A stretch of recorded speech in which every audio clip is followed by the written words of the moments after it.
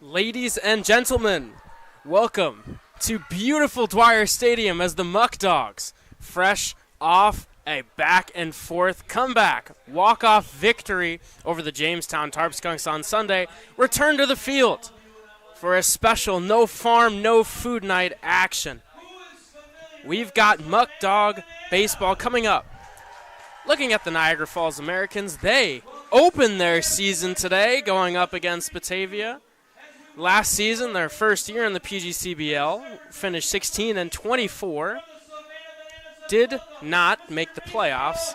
The Muckdogs, as I mentioned previously, off their 2-game win streak, stand at 2-1. It's a fun night in the ballpark. First warm day of the year for this season, And you can feel it. You know, I mentioned it previously. It's no farm, no food night, and the electricity is in the air. You can feel the weather. There's a special Savannah banana on the field. I'll take away the graphics so you can see that on this broadcast. And that's the kind of action you're going to get here at Dwyer Stadium. You never know what you're going to get. There's going to be great baseball, but there's also always going to be a great show here. But in just a few minutes, we'll have a great show on the field. Now, on the field, let's talk about the Muckdog offense, which has had an offensive onslaught to start the season. With a .305 average, they lead the conference in the stat, and they're averaging 9 runs per game so far this season.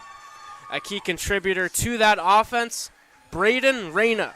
Reyna currently 4th in the PGCBL with a .545 average. It's been a host of other big-time contributors just to go down the line. Guys like Tyler Castrotaro, Jackson Inman, Sean Mindas, just to name a few. But again, there's been a ton more from this team. And looking at the Niagara Falls side of things, it's an interesting split of this roster. A lot of younger guys, plenty of freshmen, sophomore, guys who are just finishing out high school. You may not see them today as they're still concluding their final seasons of high school. But a lot of young talent. It'll be a great game ahead. Two teams just about an hour apart from each other. That close proximity can spark a rivalry. It'll be interesting to see as the years go on whether these two teams start to build a rivalry in the sense that Batavia and Elmira and other places have. Tonight could be the night where that is sparked. We'll be back soon with lineups, first pitch, and Muckdog baseball. Stay with us.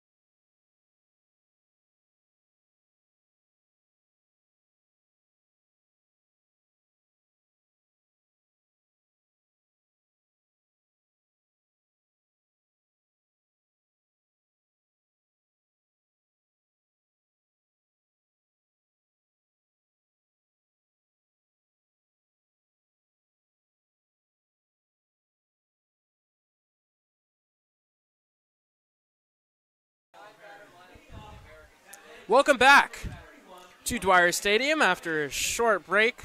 We are just a few minutes away from first pitch.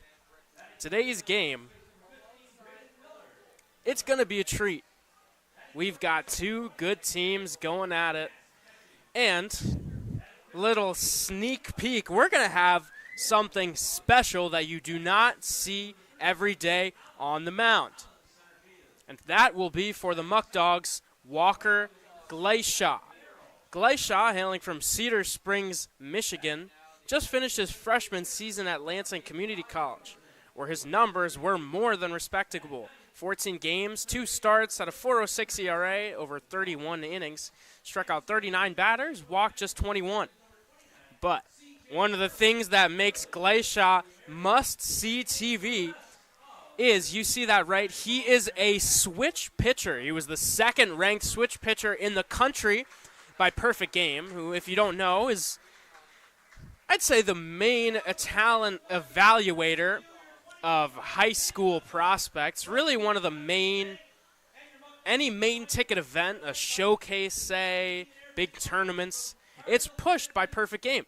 Fitting, as this is the Perfect Game Collegiate Baseball League, this is that natural graduation. But that shows Glaishaw is one of one. This is a guy who he can fire it in from both sides. From the left side, he's 86 to 88 with his heater, and as a righty, that ticks up to 90 to 93 miles an hour. It'll be interesting to see tonight how he mixes up his pitches depending on what arm he is throwing with. Frankly, this is the first time I've ever seen a switch pitcher in person. There have only been a few in Major League history. One of the more recent ones that comes to memory, Pat Venditti. Venditti pitched for the A's, but he wasn't throwing velo like Walker Glaishaw.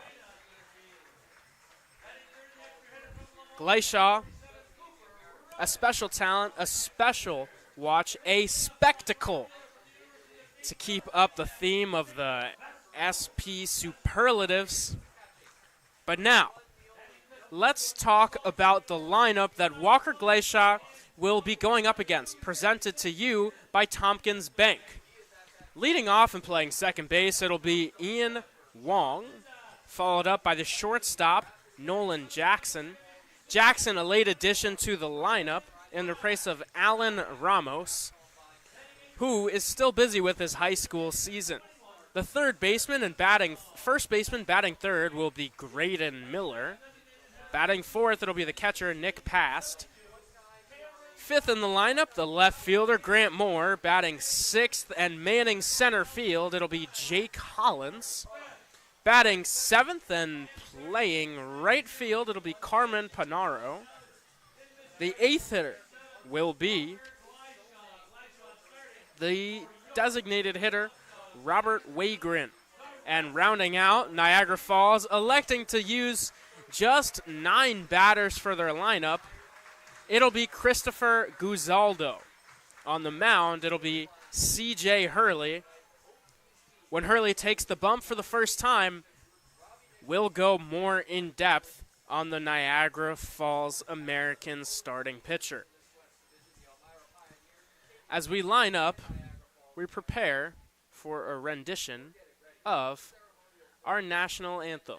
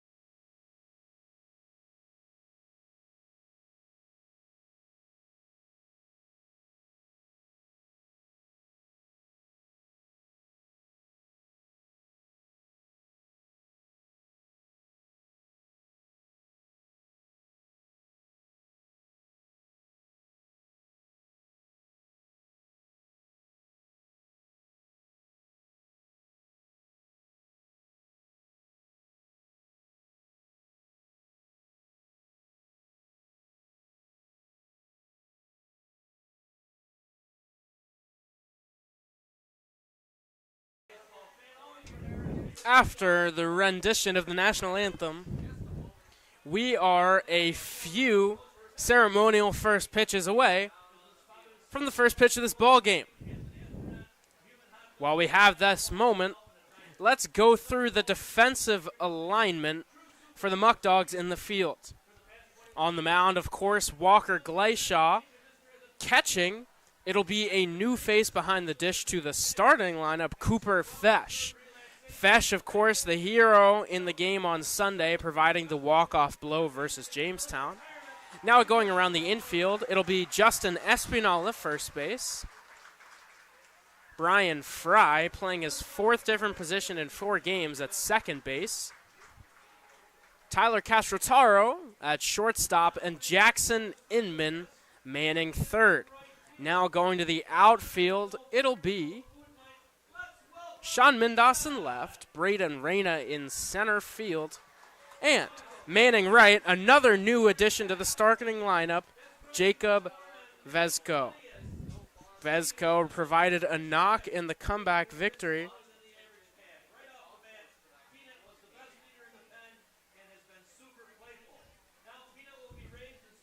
And tonight, he's bumped up. He's in the meat of this order. Not to give you any spoilers, we'll be jumping into that when the bottom of the inning strikes. Apologies for any confusion, fans. Some issues getting it updated. This is June 4th coverage, Niagara Falls Americans versus Batavia Muckdogs. Not June 1st. That already happened. That would be crazy if we were playing this one again. But frankly, Sunday's game won so nice you could play it twice. A nail biter. That really shows the heart of this team. They had a lead. They were dominant early. Gave up some runs. Lost that lead. But anytime they went down, they didn't blink. They barked right back. Gave up a run in the top of the 10th. Didn't matter. They scored 2 to win it in the bottom of the 10th. And another earlier inning, they lost the lead that they had such strong control of for much of the game. And they adjusted it.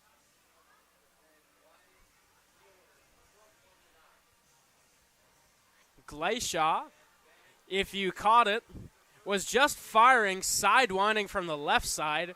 He switches to the right to get his warm-up pitches from the other side of the rubber, and he's throwing over the top. So again, if you're not entertained by this, you just might not like baseball, because this is something that you do not see every day. There, shows off a curveball in warm-ups from the right side. Gleishaw, I can read through the numbers again. ERA just a touch above 4 on the season with Lansing Community College. He's got heat from both sides. A little bit less velo, as is customary from the left side compared to the right, tossing anywhere between 86 and 88 miles an hour. On the right side, though, he's sitting in the 90s, 90 to 93. And on a hot day like today, where just a few moments away from first pitch, it is 82 degrees, Gleishaw may be bringing the heat on the mound. Hoping to bring some firepower into the batter's box to lead things off, it'll be Ian Wang. Wang just finished off his freshman season at Niagara University. And that's a common theme with this team. They got 4 guys from the Niagara University Purple Eagles, 8 from SUNY Niagara. So a lot of local kids playing for the Americans this summer. Touch more on Wang. Stands at 5'10", 175 pounds. In his freshman season at Niagara University, he went 4 for 22 at the plate, but posted a .379 on-base percentage, showing off his ability to draw walks. Had 6 walks to just 8 strikeouts, and while the batting average may be low, Stats like that suggest that he's a better hitter than those numbers. Give him a little more time just as a freshman, showing off that type of plate discipline. Frankly, should have the Purple Eagles very excited for what this kid can do in the future. A little bit of discussion with the umpires, home plate, first base, sorting things out. Catcher Cooper Fesh shaking hands, having a nice chat with the umpire, maybe, establishing the relationship as they'll be back there in the heat for a full 9 innings tonight. But enough of the chit-chat. Wang is ready. Glayshaw is ready. Here's the first pitch. That one grounded, first base, fielded by Espinal. Steps on the bag in time. One pitch, one out for the switch pitcher.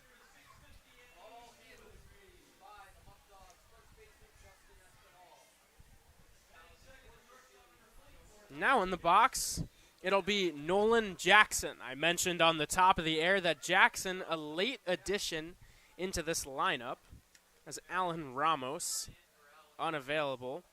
Glayshaw starts him off with a breaking ball outside. It's 1-0. Jackson, another guy from Ontario.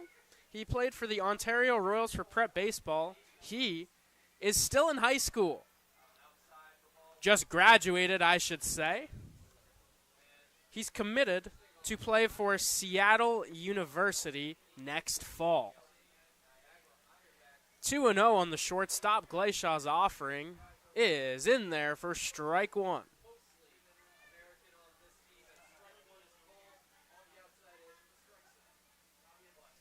Now it's 2-1 on the right-hander. That one foul to the backstop, and Glayshaw evens the count at 2-2.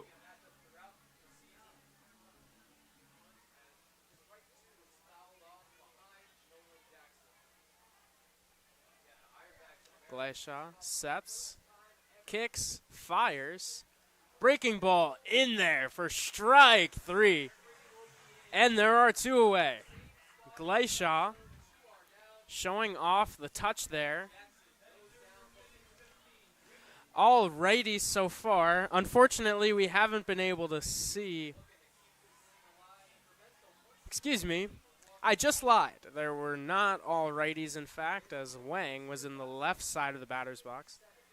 Still looking forward to seeing Glayshaw from the left side of the plate as he throws a breaking ball right there. That one in for strike one. 0-1 pitch on the way. Grounded to third base. Inman charges, fields, and bobbles it. And as a result, Graydon Miller reaches first base. A 2-out error keeps the inning alive. And onto the dish now. It's the catcher, Nick Past. Past just finished his sophomore season at Eastern Florida State from Cheektowaga, New York. Sanborn, New York. And the pitch is outside, ball one. Past played in the Valley League last summer, had a .362 on-base percentage. Some of the other numbers, not exactly what you want. That one inside for ball two. But, as we mentioned with Wang, when you can get on base at a strong clip, it's an indicator that the batting average is going to come. If you can identify pitches, control the strike zone, usually good things happen.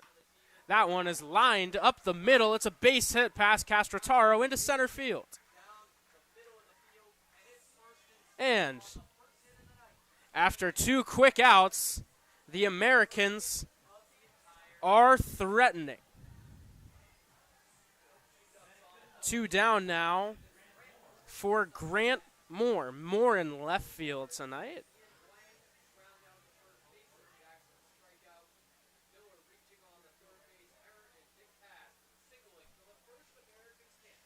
The pitch from Glayshaw to Moore. That one tapped to second base, fielded. The throw is in time from Fry, and the side is retired. No runs, 1 hit, 2 runners left on base at the end of a half inning of play. The Americans none, and the Muckdogs coming to bat.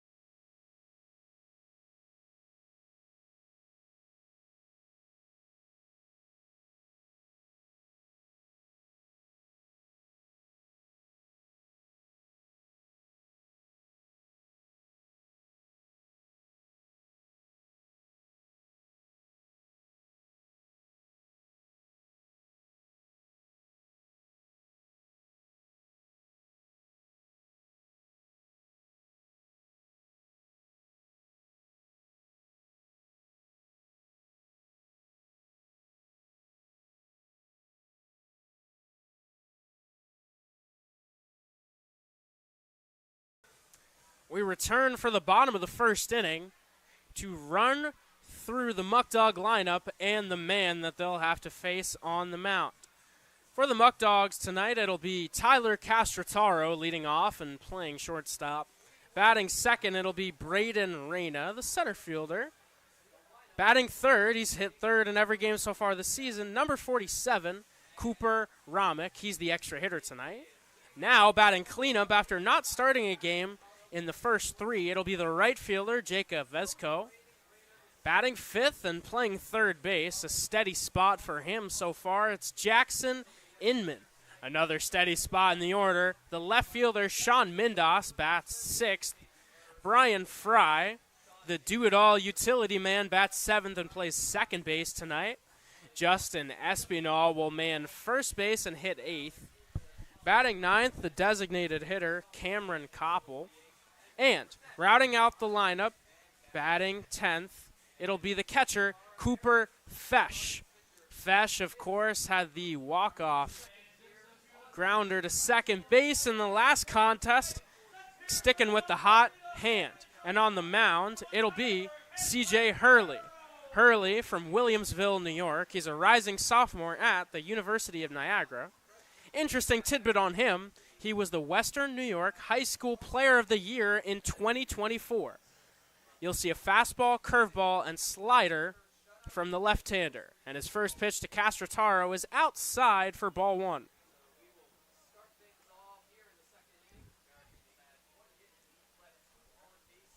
Hurley on his heater will be lower to mid-80s. Castrataro checks a swing. It's a strike, and the count's 1-1.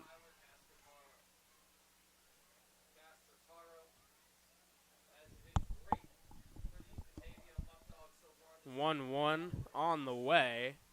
That one taken inside, ball 2.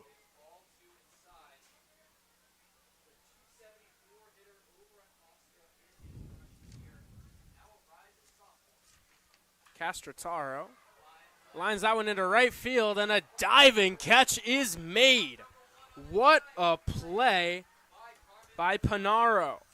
Panaro helps out his lefty Hurley, and there's one away. Castrataro continues swinging a good bat, just gets a bit unlucky as Braden Reyna now digs into the box. Reyna, spoke about it on the top of the air, 4th in the PGCBL with a .545 average. Shows bunt. It goes foul, and the count's 0-1. Reyna went 2 for 4 in the contest Sunday versus Jamestown. And, of course, with a .545 average, it's been a lot of that. First pitch, second pitch to Reyna. That one in there for strike 2. It's no surprise to see Reyna produce the way he has so far. On every single broadcast, we've marveled as he fouls that one third base side out of play. We've marveled at his collegiate statistics this year. This is a guy who just knows how to hit. He's an athlete. He's in center field. He's been an extra hitter and a designated hitter. Grounds that one foul outside of third, and it's still 0-2.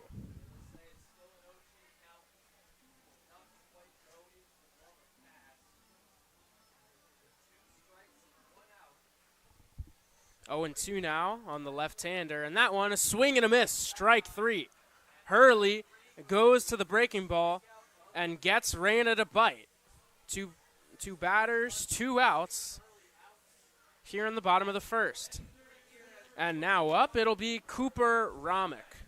Romick has bat third in every game so far this season.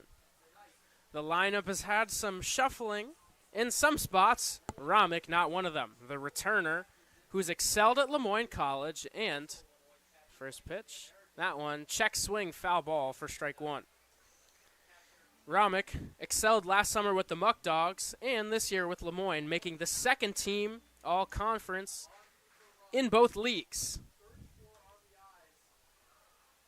Fouls another one off, and it's 0-2 now. Romick from North Chi-Lai, New York, in the area. 0-2 from Hurley. Taken.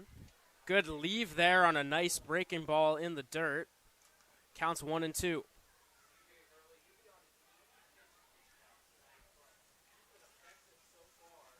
Just caught word that C.J. Hurley will toss just 80 pitches tonight. The 1-2 on the way. Grounded to shortstop. Fielded. The throw is in time. A 1-2-3 inning from the 2024 Western New York High School Player of the Year. Retires the side. No runners left on base. No runs, no hits. After 1 inning, it is 0-0.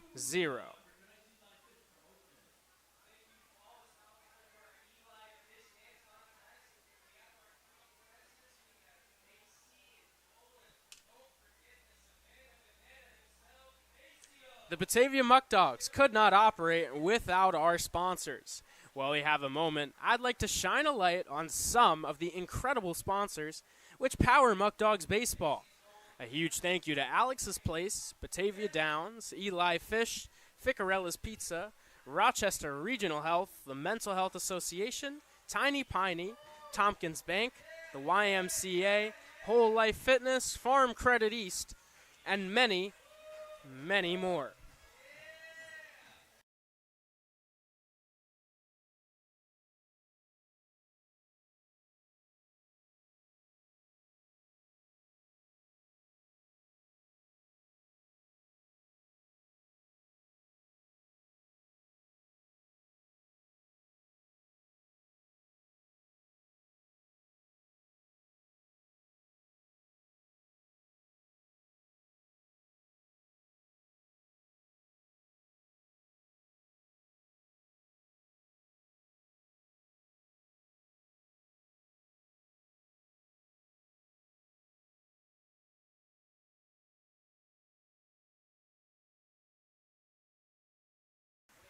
We return for the top of the second inning now. Digging up to the dish, it'll be Jake Hollins. Hollins, the center fielder tonight, from Orchard Park, New York. He just finished his sophomore season at DeUville University, and he's returning for his second season with the Americans. Gleisha now from the left side. He goes underarm, and the first pitch is flied into right field, and the catch is made by Vetchko. Gleisha shows off his lefty prowess for the first time tonight with 1 pitch and 1 out. And now, another lefty digs in Carmen Panero. First pitch is outside for ball 1.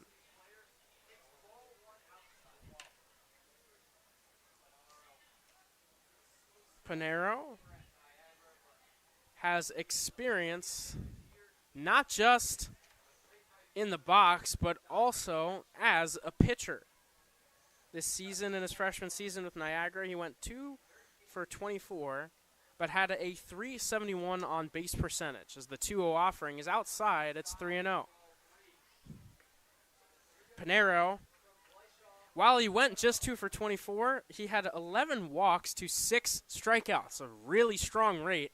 He's showing off that plate discipline right here as Glashaw's 3-0 is in there for strike one.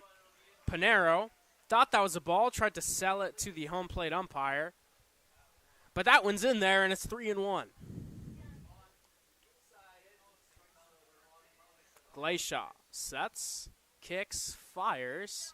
That one outside. Panero eventually draws his walk. He'll reach first base here with 1 out.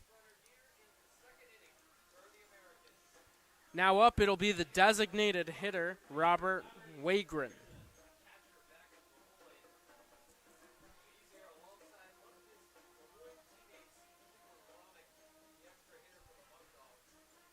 Glashaw, now from the right side, fires one in the dirt, and it's ball 1.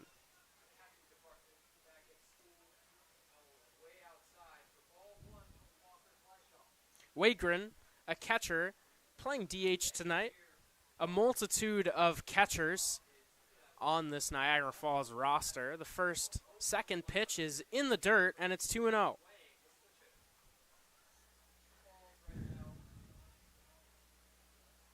Interesting thing to monitor with Glashaw is how does he adjust when he flips handedness in the middle of an inning. 2-0 on the way. That one in there for a strike. Not only does he switch handedness, but the way he pitches is completely different. It's entirely different arm angle, release point. 2-1 on the way. A breaking ball clips the inside corner, and it's 2-2. But with that adjustment, with those contrasts from batter to batter, comes more of an opportunity, perhaps. It's that one, a swing and a miss, strike 3 on a breaking ball. Beautiful pitch for the second out of the inning. Glashaw showing no problem adjusting. A guy who's done it his whole life, not just a switch pitcher, also a switch hitter. Skip Martinez, when he announced the lineup today, simply penciled him in as Ambi. Breaking ball in there for strike 1. What I was talking about before with release point, there's a reason you don't see any switch pitchers, frankly. It is really hard to do. You don't see a ton of switch hitters, and that's because you have to master your craft from both sides. Pitching is so intensive, it's such a mental game. And mechanics, that one, breaking ball outside. Mechanics are tough. They have to be second nature. You can't be constantly adjusting from two different sides of the plate for most guys. But Glashaw, a rare talent who can do both, as that one grounded to shortstop. Stepping on the bag is Castrataro, and the side is retired. Glashaw, through 2 masterful innings of work so far. No runs, no hits, 1 walk, a runner left on base. And after 1.5 innings of play, it is still 0-0.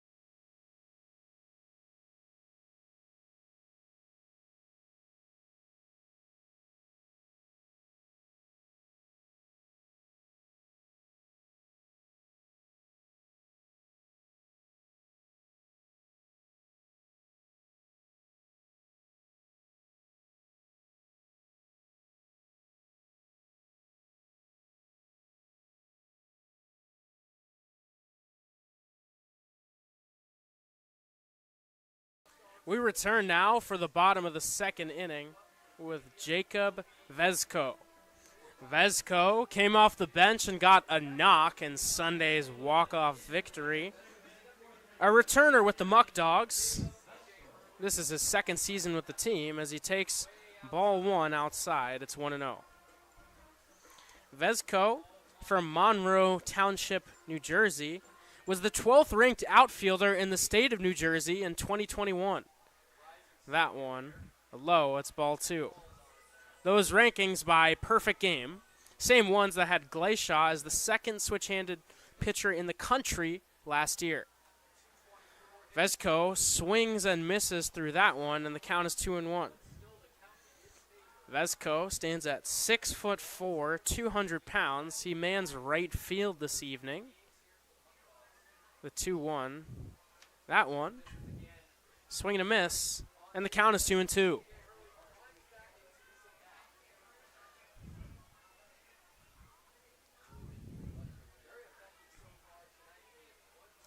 2-2 on the way. Hurley been great with the breaking ball. Goes to a heater there. Vezco stays with it, fouls it back, and it's 2-2.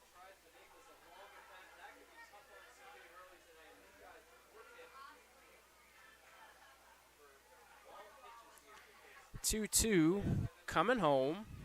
Swing and a miss. He goes back to that breaking ball in the dirt and induces another K. Hurley showing off that nasty, nasty stuff. He's a returner with the Americans after becoming West New York's High School Player of the Year in 2024.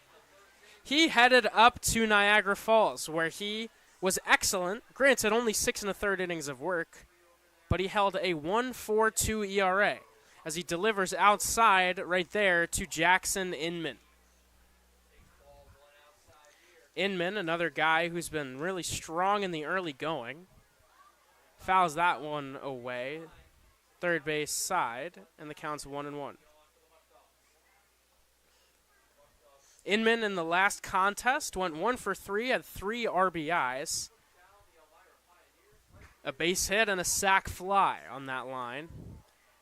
As there, he goes for a front door breaking ball, but it was upstairs, didn't break down enough. It's 2-1. 2-1 on the way to the left-hander. Inman flies it into left. Taking a few steps back as Moore. He makes the catch. And there are 2 away now. Hurley showing off some really strong presence on the mound. He's firing in strikes. That breaking ball is wicked. He may not throw the hardest fastball in the world, but when you've got a curveball or a slider like the one that he touts on the mound, it makes up for anything in velo. I don't want to say he's lacking because Hurley, he's got some juice in that arm. It's not like he's pumping 70s to 80 on the dot. He's in the mid-80s. There's the 1-0 to Mindas. That one in the dirt, it's 2-0. Mindas, a returner, is continuing the success he had last season so far this year. Last game went 1 for 3 and stole a bag. As here he grounds one in between the shortstop and third baseman. It's fielded in the hole in the outfield. But that will be well late. No shot, wisely no throw made, and Mindas is on. The first hit of the contest for the Muckdogs. Runner on first with 2 away now. Now, trying to keep the inning alive, it'll be the second baseman, Brian Fry. Fry has played all over the diamond. Maybe almost Andrew Romine-esque if anyone understands that reference. Trying to check all the boxes. He's played second, first, shortstop, and left field so far in this season. He takes strike one.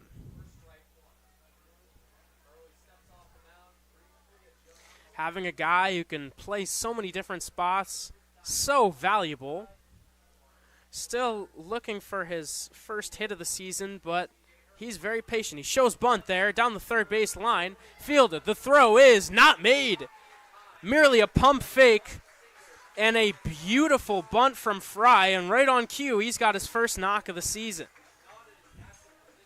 As I was saying, though, with Fry before he shut me up with his first knock, he may have not had a hit yet, but his plate discipline has been terrific. Had 2 walks last game. He's had productive outs. Batting average doesn't tell the whole story. You can have good at-bats and in a 3-game sample not have the hits to show for it. Now, Justin Espinal in the box, and the first pitch is fouled away. First base side out of play. Espinal did not play in the last contest after appearing in the first 2 on the season. It's 0-1. That one in the dirt. Going for third is Mindas. The throw is not in time. Excellent base running by the left fielder. He smelled blood in the water, saw that ball rolling around in the dirt. Beautiful read. And now a pitch to the backstop, and Mindas will be home with the first run of the ball game. The 1-1 to the switch hitter Espinal is grounded, foul down the third base line.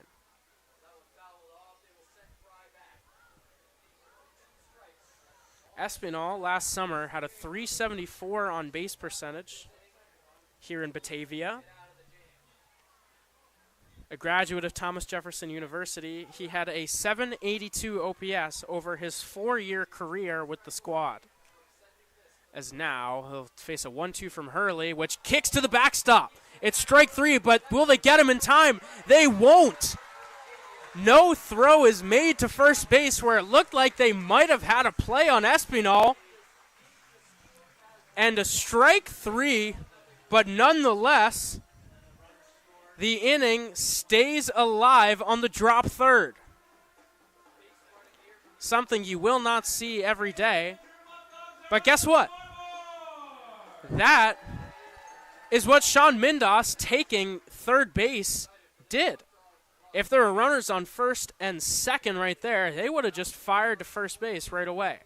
As Cameron Koppel, tonight's designated hitter, swings and misses through the first pitch.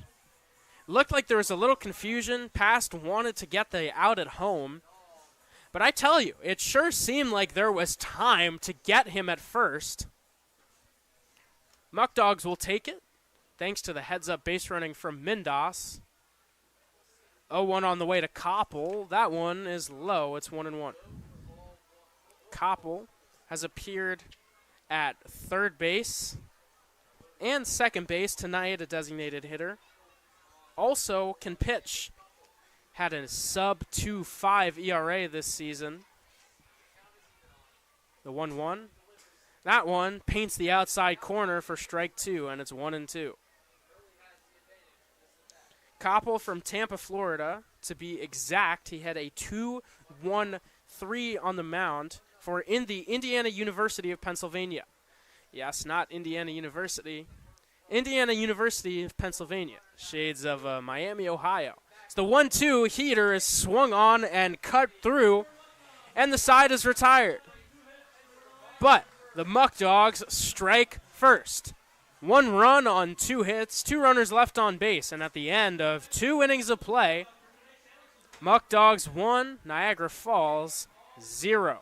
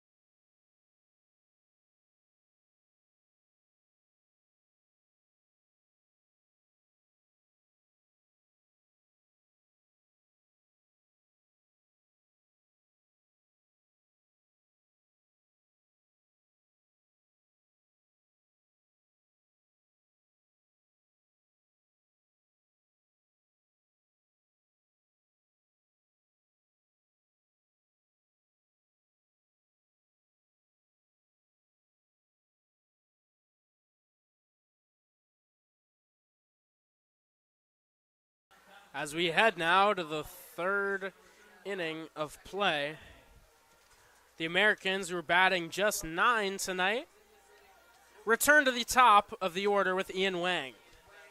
Wang had an unassisted ground out to third his last time up. Same thing happened last time. Interesting that Glacier has elected to stay on the right side for Wang. First pitch is in there for strike one. Have to wonder if they saw something in the scouting report on Wang that suggested he's better left on left than he is against right-handers. A one offering is grounded to first base. Once again, a tough hop, eats up Espinal, and trickles into right field. Heading for second is Wang. Vesco's throw is not in time, and Ian Wang is in with a leadoff double.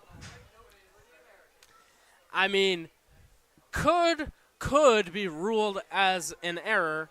I personally would disagree. I mean, Espinal got his body behind it, as all the coaches say. Sometimes you just hit a lip in the grass and you get unlucky. Espinal did all he could, but a brutal hop as it trickles by him and into right field. That one clangs off of the helmet of Jackson, and 2 runners are on in a hurry here in the third inning. Runners on first and second. No outs as Graydon Miller digs into the plate. Miller returning for his second season with Niagara Falls. He had an .832 OPS last summer. That one, a breaking ball upstairs to open the AB. It's 1-0. Miller, a Virginia native amongst a ton of guys from New York and Ontario, a bit farther from home. The 1-0 comes home from Glacier, and that one grounded into left field and through for a base hit. They're going to wave home Wang. The throw to the plate is cut off, not in time, and the Americans strike back. They tie this ball game up at 1 apiece. Beautiful piece of hitting there. That one had a ticket to left field, got a barrel on it. Miller, a guy who had success last summer in this league, continuing that trend so far on opening day for the Americans. As now, Past digs in and flies one into center field. Chasing after it is Reyna. It's going to go over his head. And that one is rolling to the wall. 2 runners are going to score with ease. They're sending Past to third, and he is in there standing with a 2-run triple from the catcher. And the Americans take their first lead of the night. It's a 3-1 ball game. Reyna was playing in there, it seemed. Not a lot of guys have hit baseballs out there so far this season. You know, in a wood bat league, it can be tough to generate that kind of contact. But to dead center, smacking one to the wall, Past really showed off the thump right there. Looked like for Glacier, just hung a breaking ball and Past did not miss it. As now, pitching coach Grant Bickham on the mound to talk things over with his switch pitcher and his fellow infielders. Fist bumps on the mound, a bunch of veterans on that infield, especially on the right side with Espinal and Fry. They're propping their talented pitcher up. Another time, a lefty digs into the box, and Glacier elects to pitch from the left side, the right side, excuse me, is that one. Past Castrataro and into left field for a base hit. Moore continues the rally here for the Americans, as now it's 4-1.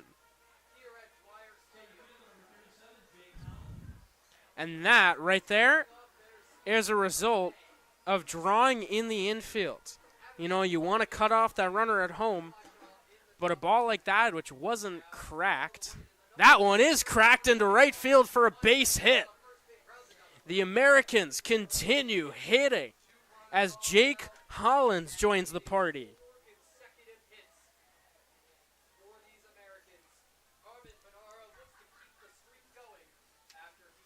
Now, Carmen Panaro, who drew a walk in the second inning, was stranded at first base, now comes to the plate with a chance to really blast Niagara Falls ahead early on as he swings at the first pitch like many of his teammates have, fouls it away, third base side out of play.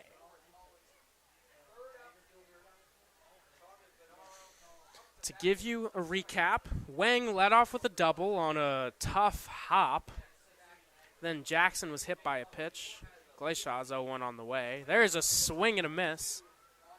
The switch pitcher from the right side took something off of it, and he's ahead 0-2. After Jackson was hit by a pitch, Miller smacked a base hit, followed up by the big triple from Nick Past. 0-2 on the way. That one in the dirt, away, and it's 1-2.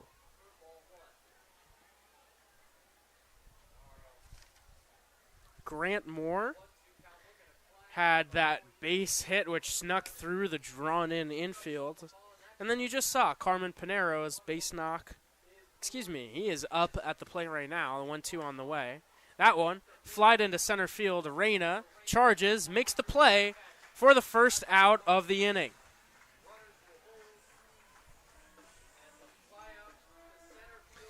Big first out. Mentioned it when Papasek got caught in a little bit of trouble versus Jamestown on Sunday. The importance of mentality that is preached by Grant Bickham. Glayshaw coming home with his first pitch. That one in the dirt. The runner heading for third base. Fesh's throw is not in time. Good read there from the runner Moore to advance to third base on the wild pitch.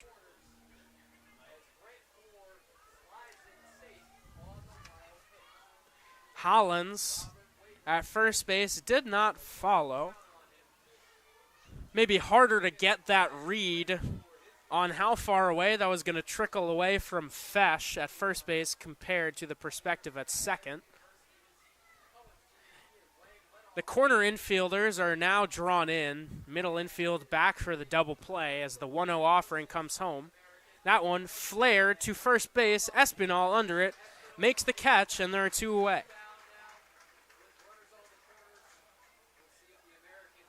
You know, 4 runs.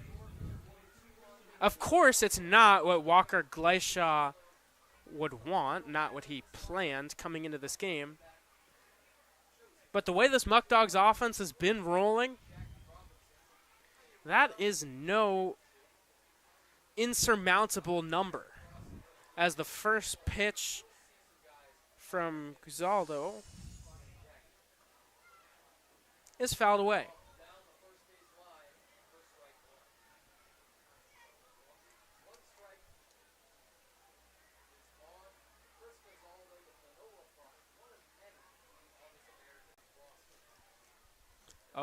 On the way.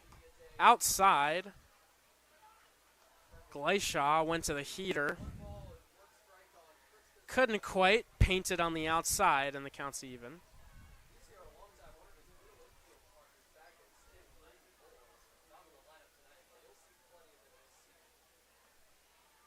That one in for strike 2, and Glayshaw 1 pitch away from escaping the top of the third. The 1-2 on the way. Here it comes. Reaches out and poked into right field for a base hit. Going to third is Panero, and he is in. Now following and going to second and making it safely is Guzaldo. It's an RBI single from Christopher Guzaldo.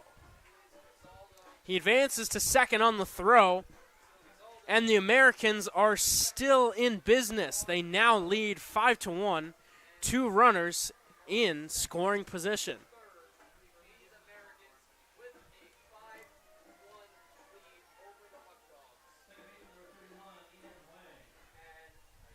Niagara Falls has officially batted around as Ian Wang, who led off this inning with a double off the glove of Espinal, returns to the box, and he swings and misses through strike 1.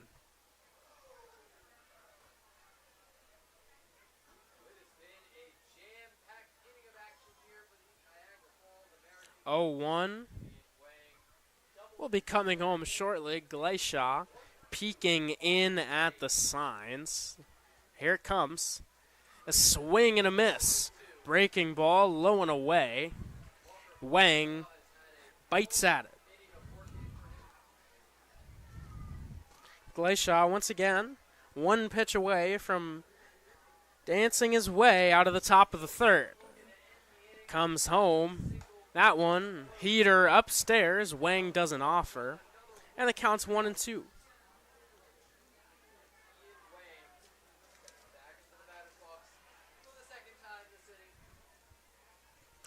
The pitch to the Surrey, British Columbia native is low, and the count is even. It's 2-2 now. Doesn't feel like there have been a ton of deep counts in this inning. Only one walk in the game. None of them have come in this big third inning. It's been all hits. They've got 7 hits on the day. As that one is hit into center field. That's going to dunk in for a base knock. 2 runs are going to score on the 2-ribby single from Wang. And the score is now 7-1 Niagara Falls.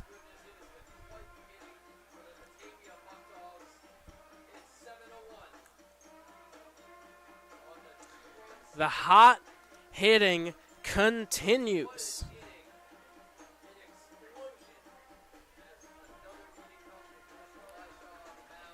Wang, when he started this inning, it seemed like an inconspicuous ground ball to the first baseman, Espinal.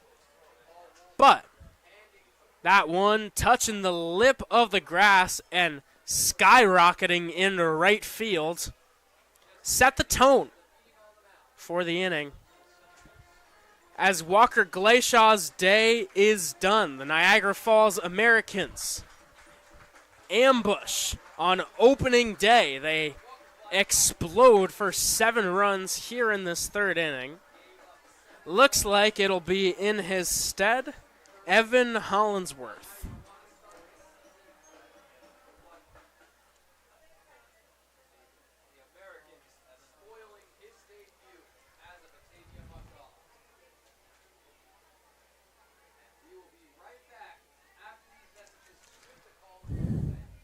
As the left-hander Hollinsworth warms up, let's take a look at the Muckdogs' upcoming schedule.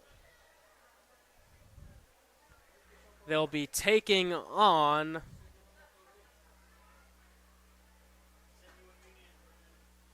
the Elmira Pioneers on Friday.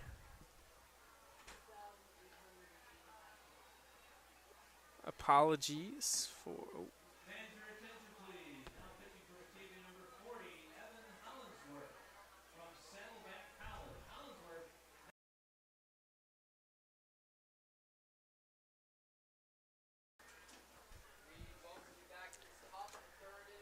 We'll call a hold on that schedule, called a quick audible.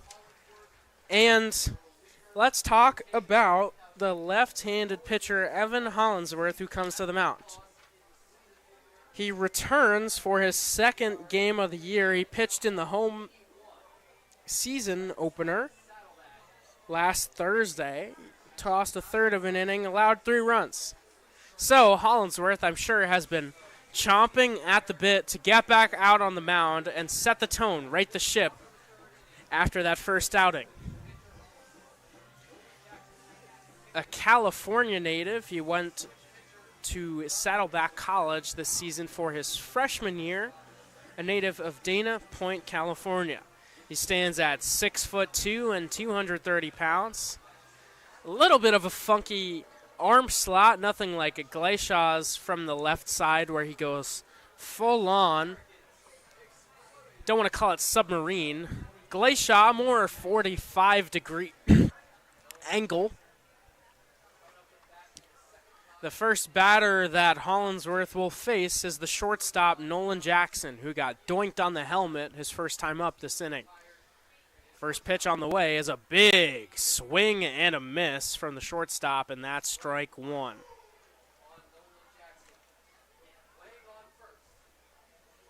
Oh, 1 offering. Hollingsworth fires a strike on the inside half of the plate, and he is quickly up 0-2. What's been so huge for the Americans?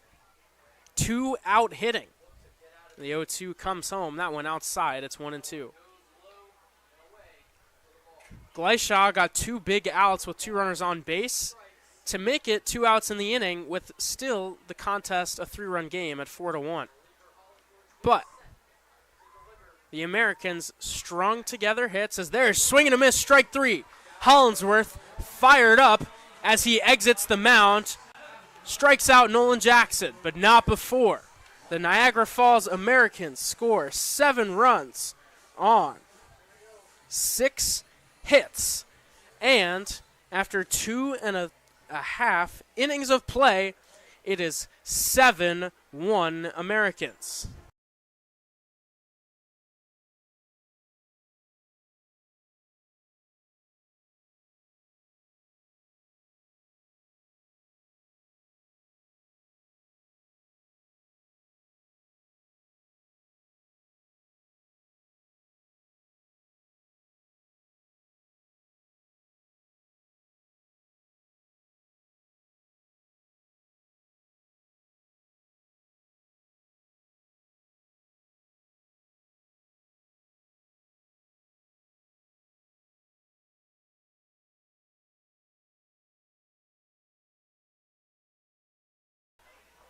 Muckdog fans, let's take a look at Batavia's upcoming schedule.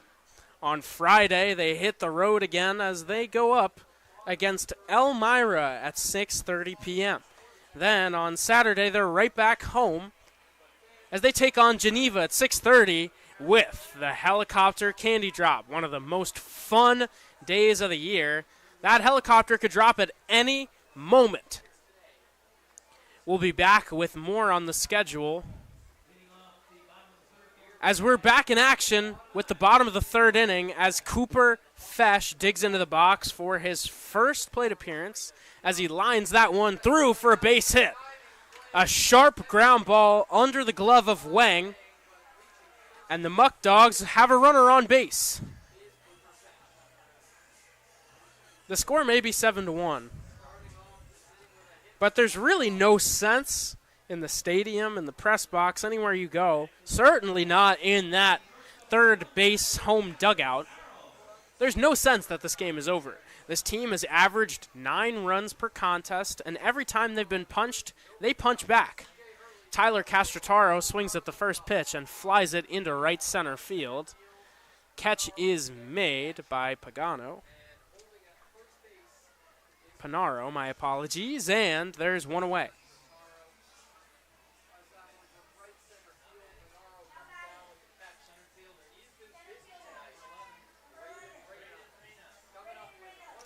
Braden Reyna digs into the box for his second AB. He struck out last time up.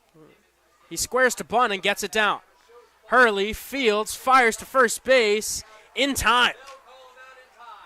A strong play right there from the pitcher, hopping off the mound, fielding his position, and there are 2 away.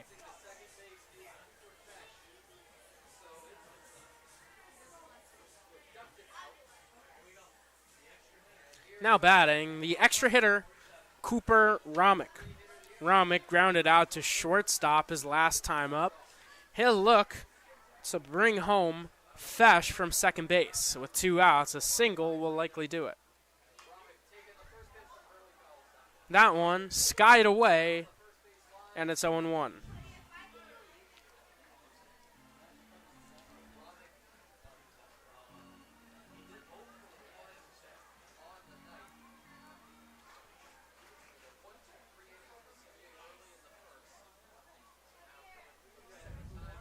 Hurley kicks and fires.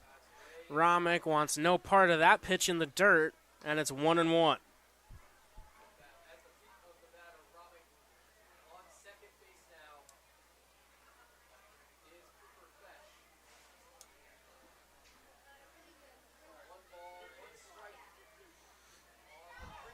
Hurley looks back at Fesh, now comes home, and Romick taps it back to the pitcher. It's going to hit a blade of grass and roll foul, and the count is 1-2.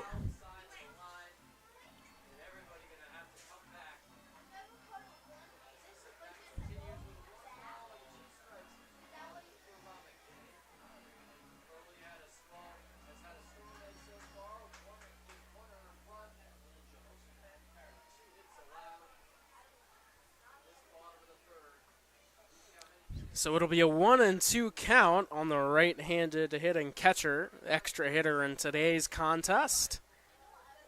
Hurley looking to navigate through his third inning, allowing just one run. The pitch. Breaking ball stays outside. Hurley wanted to sneak it through the back door and onto the outside corner, but no dice, and the count is 2-2.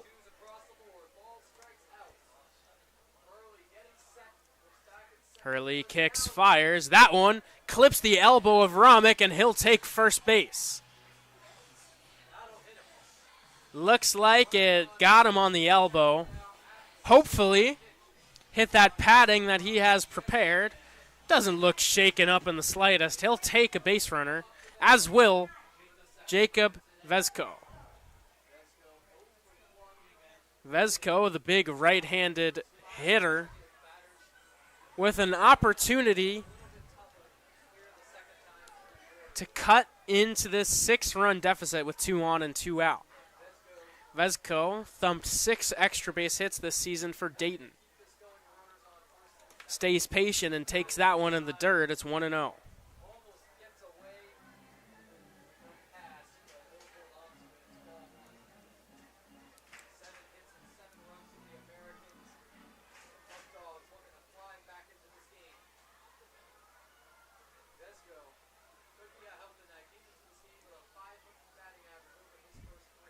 The 1-0 on the way.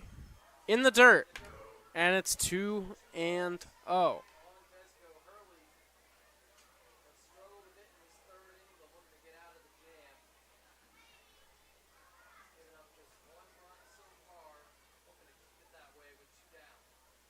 Two balls, no strikes to the right fielder. 2 runners on here in the bottom of the third, and the pitch. That one inside and low. And Vezko is up 3-0. Down by 6 runs. Don't expect him to get the green light here, as they just want base runners. But maybe a second-year guy, Skip Martinez knows well. Maybe he'll put it in his hands, trust him. Knows that if he gets one in the wheelhouse, he'll take a hack at it. But if not, he's perfectly content to take his walks.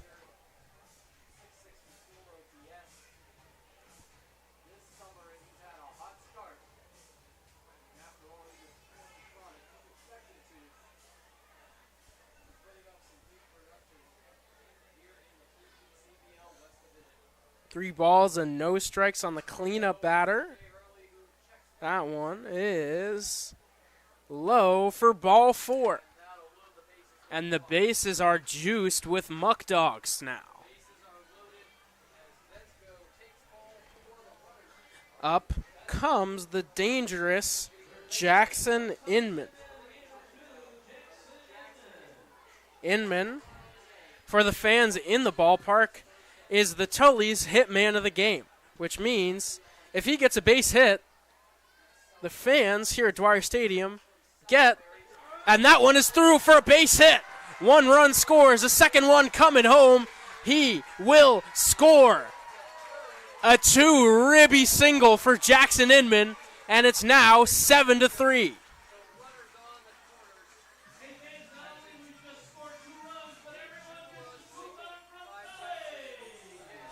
As I was saying, Jackson Inman was the Tully's hitman of the game. Now for the fans at Dwyer Stadium, they will receive a coupon for free chicken tenders at Tully's. Enough of the chicken tenders, you can get those after the game. The Muckdogs still in prime position to score with Sean Mindas. They'll check in on Inman at first base. He gets back with ease. For Inman, that 2 RBI single is more of the same. At 3 ribbies in the last contest.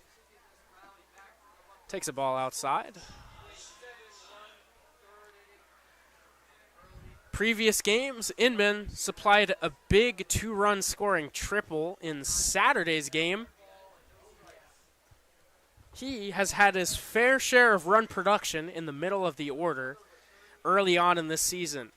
Mindas skies that into right field, taking a few steps back, and making the catch is Panaro. But not before the Muckdogs cut into the Americans' lead. They score 2 runs on 2 hits. And after 3 innings of play, Niagara Falls 7, Batavia 3.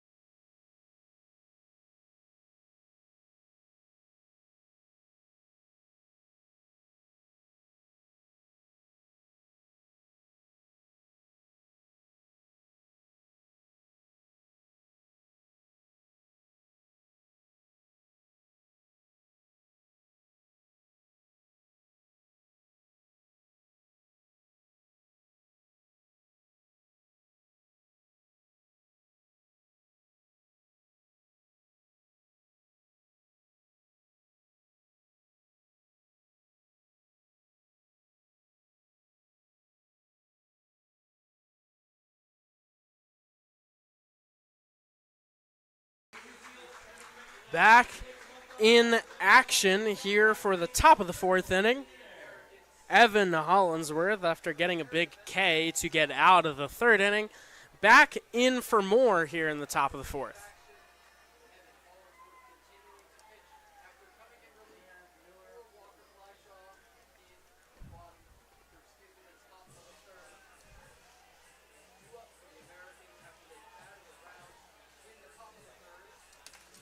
Leading off here in the top of the 4th inning, it'll be the first baseman, Graydon Miller. Miller will be followed up by the catcher, Nick Past, and then tonight's left fielder, Grant Moore. The 3 of them all provided hits last inning. First pitch is a swing and a miss, strike 1 here.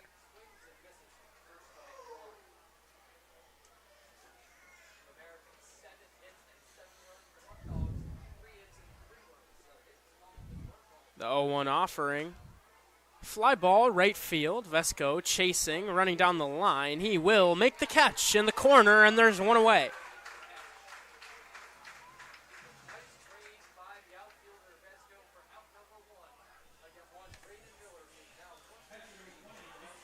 Changing up the tune are the Muckdogs. A quick first out of the inning. Vesco shaded a touch towards right center, had to run a long way. He showed off the athleticism in that big frame. There's a swing and a miss.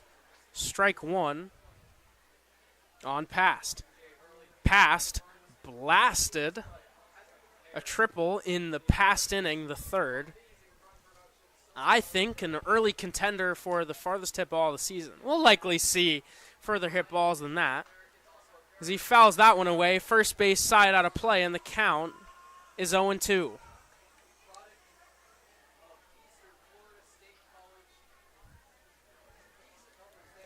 Past a catcher, but he showed off the wheels there. He stole one base in his collegiate season, but he was into third easily. The second he hit that ball, he had 3 bases on his mind, and he accomplished his goal. It's a 1-2 now on past. Hollingsworth delivers. That one popped up first base side. Espinal takes a few steps, but that one well into the seats, and they'll do it again.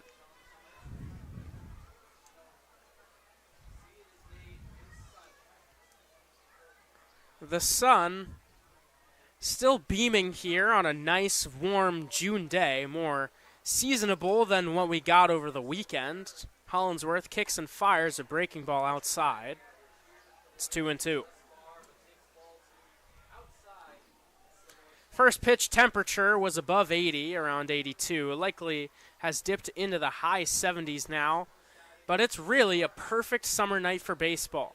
The 2-2 on the way. Swing and a miss. In the dirt, they'll throw down to first to confirm the out, which they do successfully, and there are 2 down now. Hollingsworth went to that backdoor breaking ball and executed it with perfection. Tough to make a good hitter like Past look silly, but that's what he did right there. Now a left-on-left matchup as Grant Moore flashes bunt, pulls back, and takes ball 1. Moore had a ribby single his last time up, pushed one through the drawn-in infield. He waves and misses over an outside breaking ball to even the count at once. Moore from Johnstown, Ohio, hit .859 this year for Mount Vernon Nazarene. Flashes bunt, fouls it to the backstop, and he's down 1-2. More notes on Moore. Swiped 23 bases. The outfielder also had a .442 on base percentage. He is an athlete who knows how to get on base. Here I'll face a 1-2. Outside, it's 2-2. Always dangerous when a guy with speed can combine that ability with ability to control the zone, as walks can very quickly turn into doubles. Hollingsworth looking to keep him on base, fires a 2-2, which is sliced into left center field. Reyna chases after and dives and makes the catch. Braden Reyna showing off the range, lays out and retires the side here in the top of the 4th inning. No runs, no hits, no runners left on base after 3.5 innings of play. The Muckdogs trail 7-3.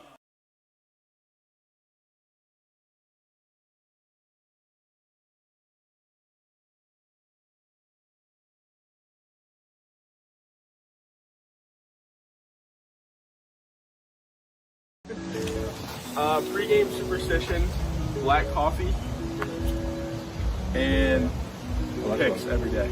That's pre-game superstition. You gotta get Chipotle before every game. I do really bad pitching if I don't drink 500 milligrams of caffeine and 6 ibuprofens. It's just my thing.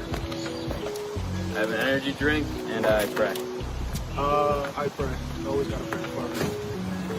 Pre-game superstition, 7 brew coffee. There we go. According to a baseball book I've read called Mental ABCs of Baseball, it says superstitions are bad. Okay. Energy drink. I want to sleep as much the night before. Meditation. I have a playlist that I listen to before every game. That's about it. PB&J. We return now for the bottom of the 4th inning after Sparkler from Braden Reyna retired the side. It'll be Brian Fry who steps in. Fry laid down a bunt and legged out an infield single back in the second inning. It'll be 7-8-9 in the order as Fry takes low. After Fry, it'll be the first baseman, Justin Espinal, and then the DH, Cameron Koppel. Hurley on an 80 pitch count, likely reaching a bit towards the end of his line. Takes that one upstairs for ball 2. The Muckdogs did a good job chipping away in the third. They got base runners, they took their walks. Fry, ground ball, first base, chasing, it'll be a foot race to the bag. Hurley beats him for the first out. Off the mound like a cat, not the first time we've seen the left-hander make a nice play coming off that mound, and there's one away.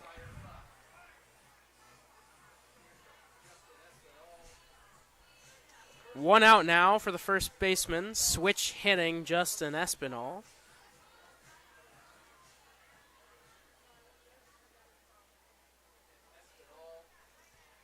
Espinal takes it upstairs and away. It's 1-0.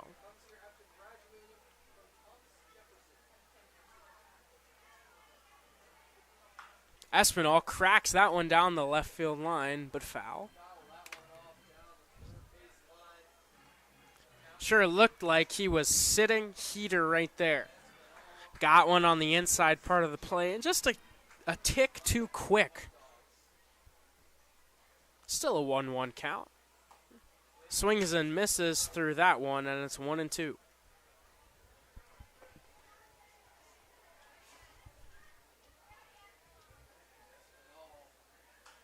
That one, fly ball right center field. It's going to dunk in for a base hit.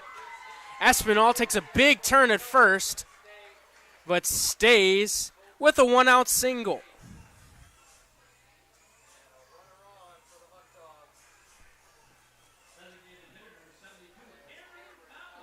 Nice swing right there for his first hit of the day. Now, looking for his first knock of the season, it'll be Cameron Koppel. Koppel has had limited time in the box compared to some of the other mainstays in this lineup. Did not play in the first two. Takes that one for a ball. Should I say, did not start in the first two contests of the year.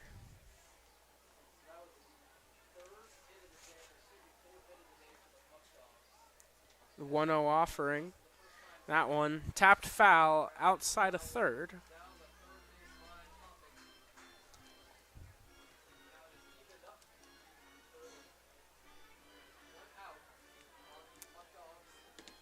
One ball, one strike, runner on first base with one out here in the bottom of the fourth inning. Cameron Koppel in the box after striking out his last time up. That one, a fly ball into right field, but right there is Panaro. And there's out number 2. Nice piece there by Koppel. Just couldn't place it in the right spot. Not much he can do about that one. Now batting, it's the 10th man in the order, the catcher, Cooper Fesh. Fesh led off the third with a base hit, came around to score in the 2-run Muckdog inning. Takes a nice swing, fouls one away outside of third, and it's 0-1.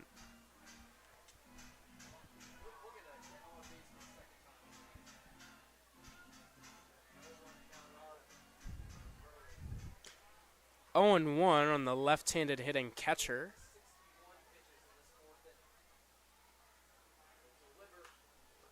That one fouled away, third base side out of play, and he's behind 0-2. Fesh, a product of Keystone College, posted an .811 OPS for the squad this year. That included a .420 on-base percentage. That one, line drive into left field. That's going to one-hop. It's a base hit. Cooper Fesh is on for the second time today. And the Muckdogs, looking to spark a 2-out rally, have 2 on with 2 away. as the lineup flips for Tyler Castrataro. Castrataro, through 2 plate appearances last game, had a streak of 6 straight where he had reached safely. Looking to start another streak right here. He flew out to right field last time. Takes that one low. It's 1-0.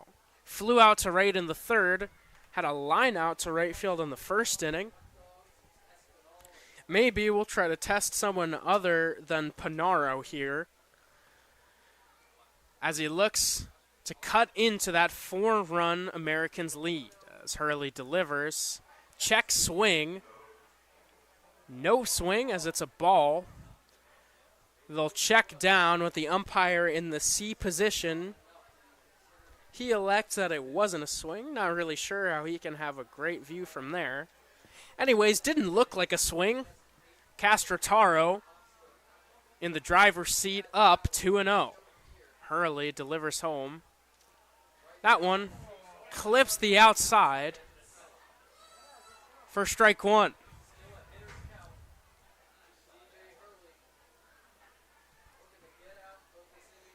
Two 2-1 count now on Castrataro.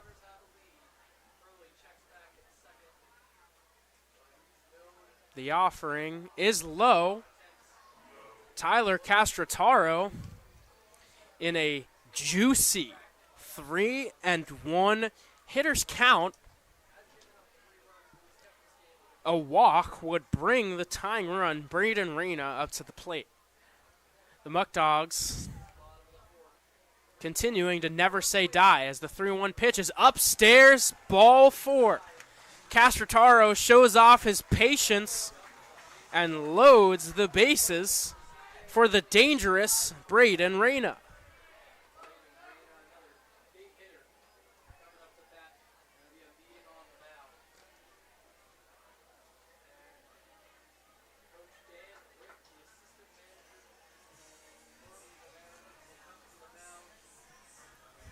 The skipper for the Americans, Dan Brick, will have a meeting on the mound. We'll see if they pull their left-hander at a decent day so far. Allowed 3 runs through 3 2/3. All of them have been earned. Hurley running up on that 80 pitch count limit.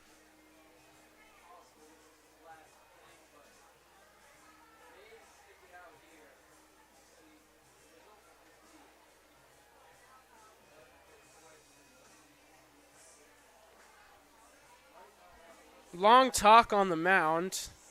They will elect to keep Hurley in as the home plate umpire comes out.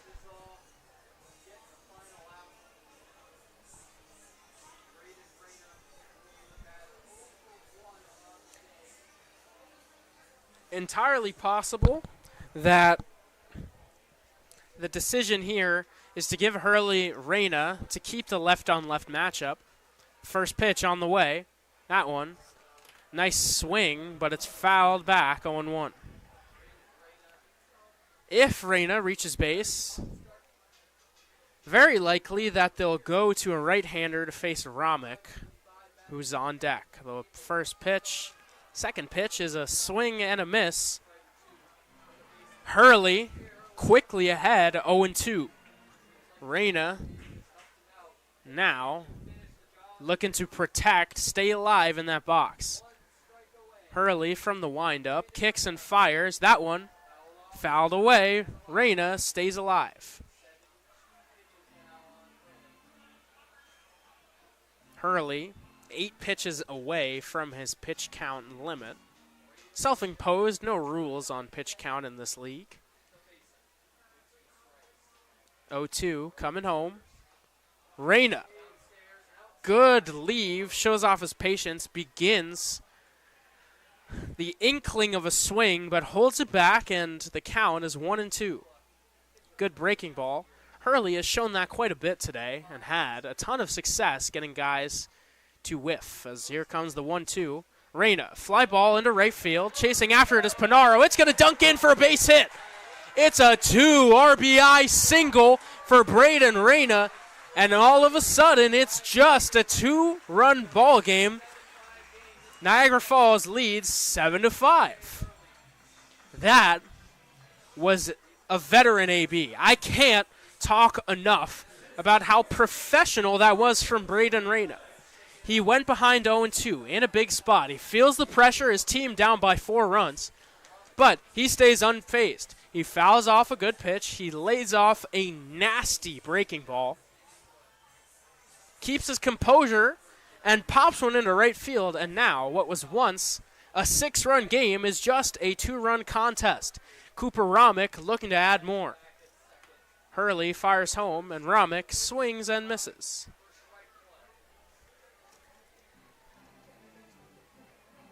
Romick, second team All-PGCBL last summer, finished his sophomore year at Lemoyne College. Not the only Lemoyne catcher in this one, as the Americans have one of their own, the backup to Romick. 0-1 coming home. Romick fouls back a breaking ball, and he falls behind 0-2. Can Romick repeat what Reyna did after going behind 0-2? We shall see.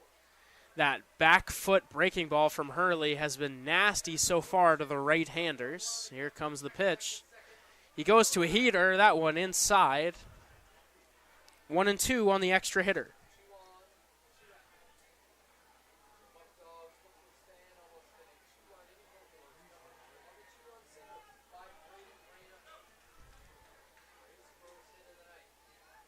Here it comes. Swing and a miss on a breaking ball. Romick will run down to first. They throw and record the out.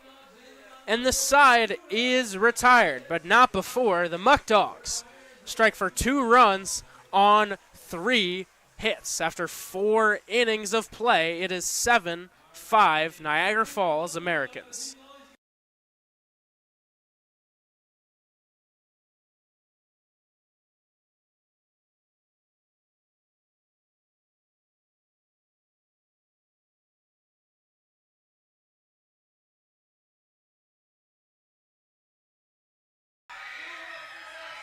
Let's take a look. I sneak peeked it earlier. Now let's give you the full look ahead to the upcoming schedule for the Muckdogs.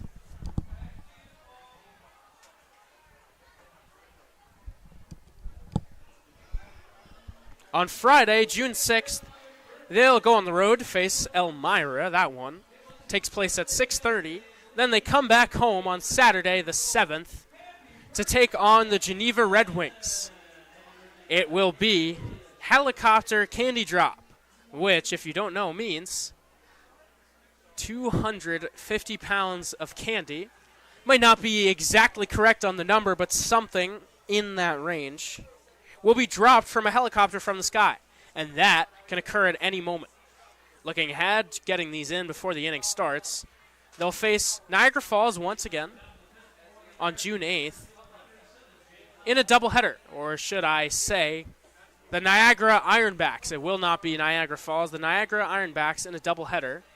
And they'll face Geneva once again at home on June 12th in the Arc of Glow giveaway. Evan Hollinsworth back in for the 5th. He fires a ball in the dirt, and it's 1-0.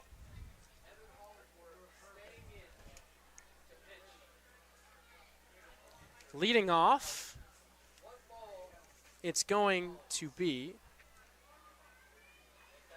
Hollins. Jake Hollins had a base hit his last time up. He's quickly ahead 2-0 to lead off the 5th inning. Checks his swing. That one, a ball, maybe low and away, and the count is 3-1.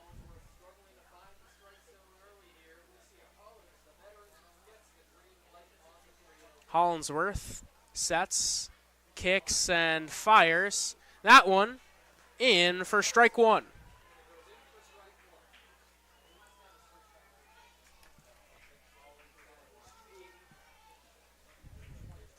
3-1 count on Hollins. Hollinsworth fires. That one grounded to first base. Running off the mound. He'll flip to first. It is in time to get him. Evan Hollinsworth. It looked like he wasn't going to make it to the bag in time. He was shot out of a cannon. He wanted that first out, and he got it. Nice flip from Espinal for the first out of the 5th inning. As Carmen Panaro takes ball 1. It's 1-0. Panaro, one of 4 guys from Niagara University, walked in the 2nd, flew out to center field in the big 3rd inning.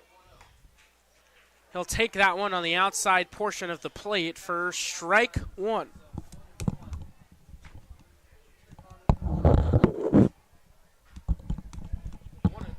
1-1 now on Panaro. Hollinsworth will deliver that one outside. It's ball 2.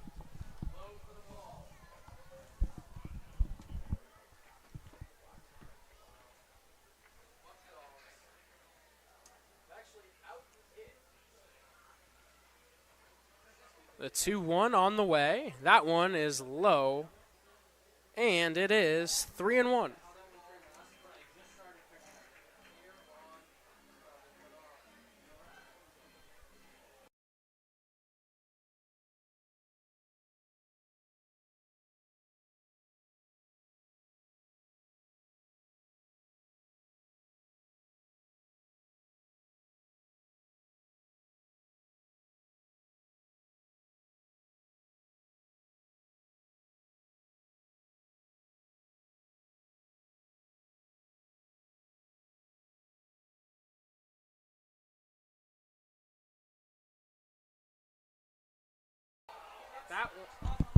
That one is fouled back. Full count. It's 3-2.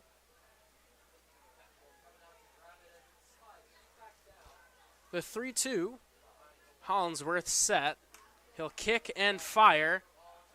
In there for a called strike 3. Evan Hollinsworth paints the outside corner, and there are 2 down now.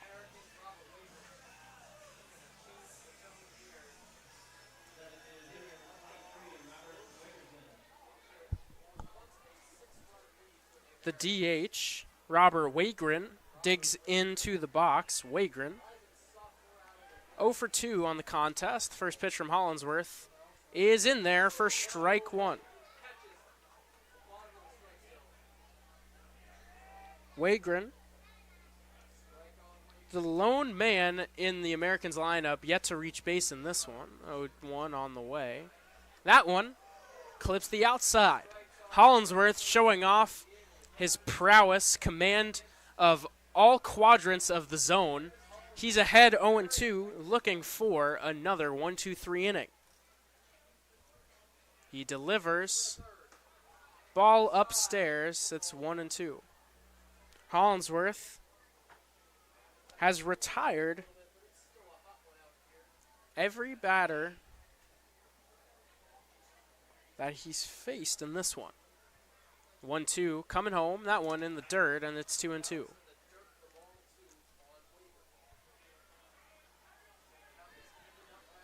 He came in a jam after a 7-run inning from the Americans. Stopped the bleeding with a strikeout. You could see he was pumped coming off that mound.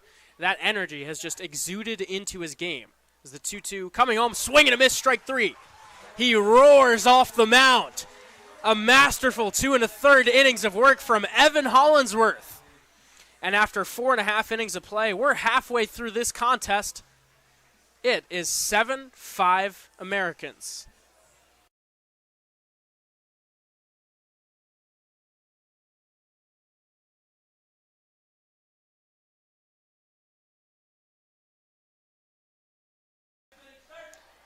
The Batavia Muckdogs could not operate without our sponsors. While we have the moment, I'd like to shine a light on some of the incredible sponsors which power Muckdogs baseball.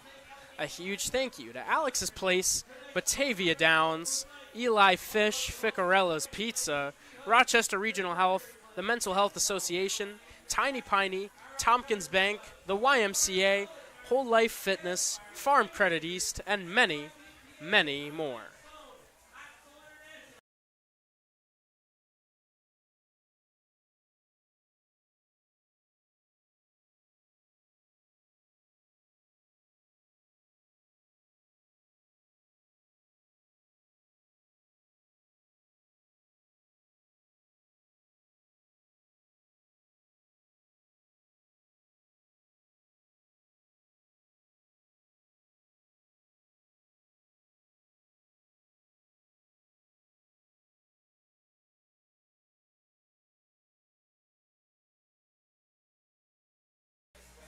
As we head into the bottom of the 5th inning, it'll be a new pitcher on the mound for the Americans, Carter Hall. Hall from Indianapolis, a pitcher and a hitter, an infielder, an outfielder, and a pitcher. He stands at 6'2", 195 pounds. Looking at his collegiate numbers at Niagara University, this season, in 4 1/3, 2/3 innings, he had a 9.64 ERA, a 2.57 WHIP, 4 strikeouts, and 5 walks.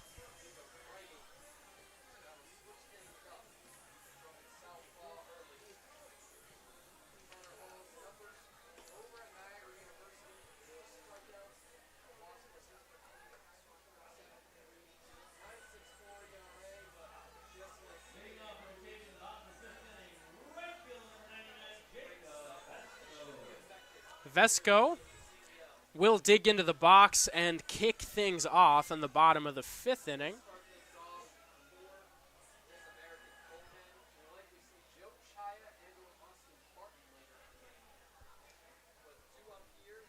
Hall, his first pitch is a breaking ball outside. Vesco lays off, and it's 1-0.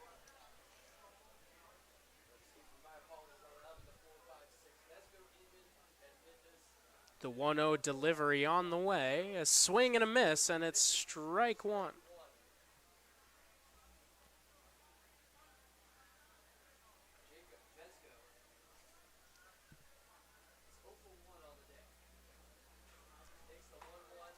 That one went for a backdoor breaking ball. Front door, I should say. No luck there. It's 2-1 now on the right-handed hitting outfielder. Here comes the 2-1. Ooh, big swing. He fouls it off, but it looks like that one hit him. You could hear the sound of contact. Looked like it might have been the wrist of Vesco. Hopefully, he's all right. They'll check in on him. Unfortunately, because it was a swing, it'll count as a strike. But that doesn't matter right now. What matters more is that everything is okay with him. They'll test out that arm, see if the mobility is okay.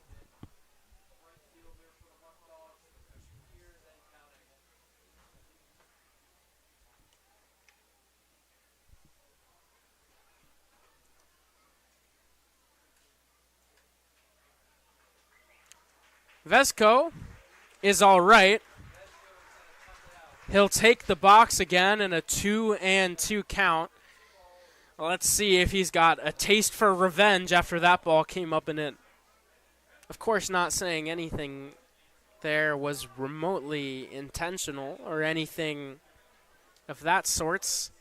Never feels good to get hit by a baseball. Let's see if he can take it out on the next one, the 2-2. Fly ball into right center field. That one is going to get down for a base hit. I'm sure that'll make that wrist area feel a little bit better as Vesco is on his first hit of the day, his second time on base.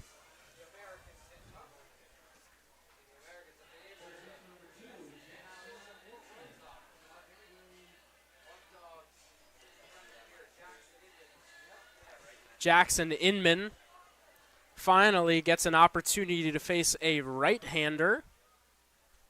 Had a big 2-ribby single. Fouls that one away. Back in the 3rd inning.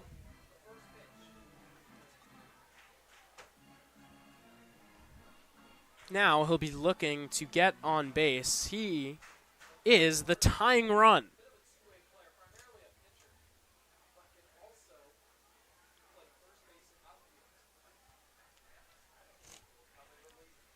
Oh, and 1 on the third baseman. That one fouled away. And the count is 0-2.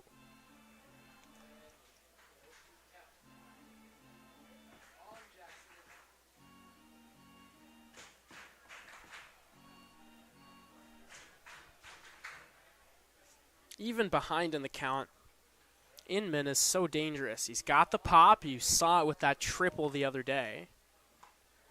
That's outside, ball 1.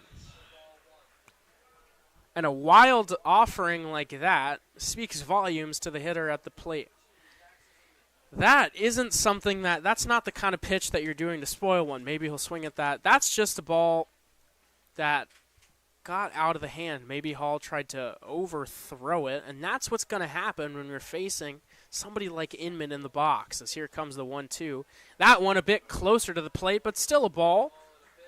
Good delivery there, good leave from the left-handed hitting third baseman, and the count is even at 2s. Hall sets, kicks, and fires. Upstairs, Inman ducks out of the way, and the count has run full from 0-2 to 3-2. Can Inman get on base and put the tying run on first?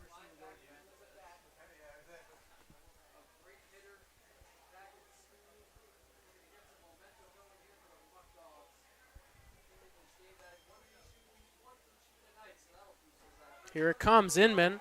Vesco was off on the pitch. Inman flies it into right center field. A sliding catch is made for the first out of the inning. That was Hollins, who chased it down in the gap. Broke back, then came in. The slide, probably not necessary, as he had time to get to that one. But that'll be the first out of this bottom of the 5th inning, and it brings up Sean Mindas. Mindas with a base hit in the 2nd inning. He came around to score on, if you remember, that dropped third strike, which kicked off of the catcher's gear of past, rolled away. They couldn't get the out at first. No throw was made, as here's the pitch to Mindas. Breaking ball in for strike 1.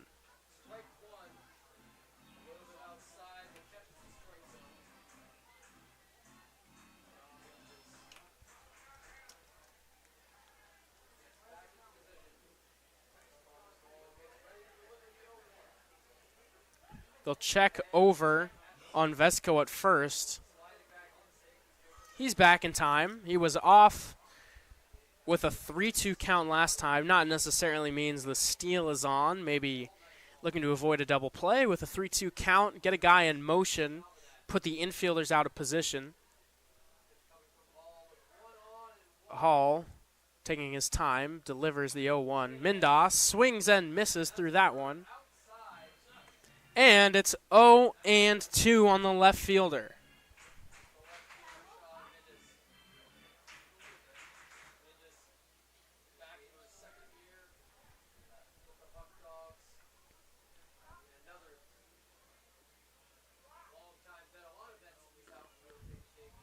Here it comes. Vesco off on the pitch. Mindas fouls it behind the plate. It's 0-2.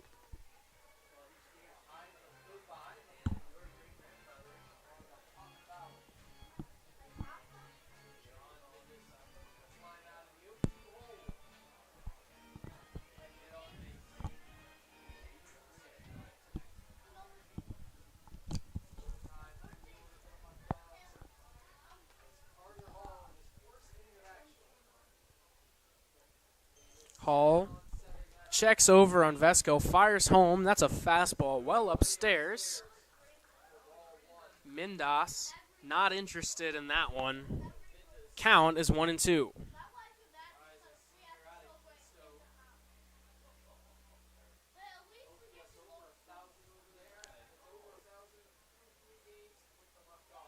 They'll check in on Vesco once again. He's back well in time.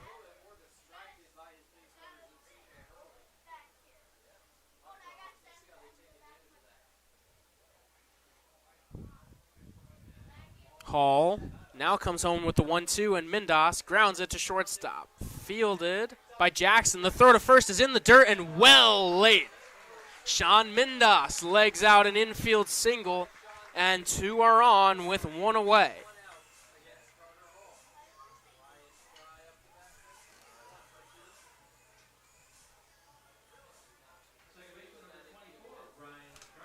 Now it'll be the second baseman, Fry. Brian Fry got his first hit of the season back in the second inning on a bunt single. Likely no bunt in order here with 1 out in the inning.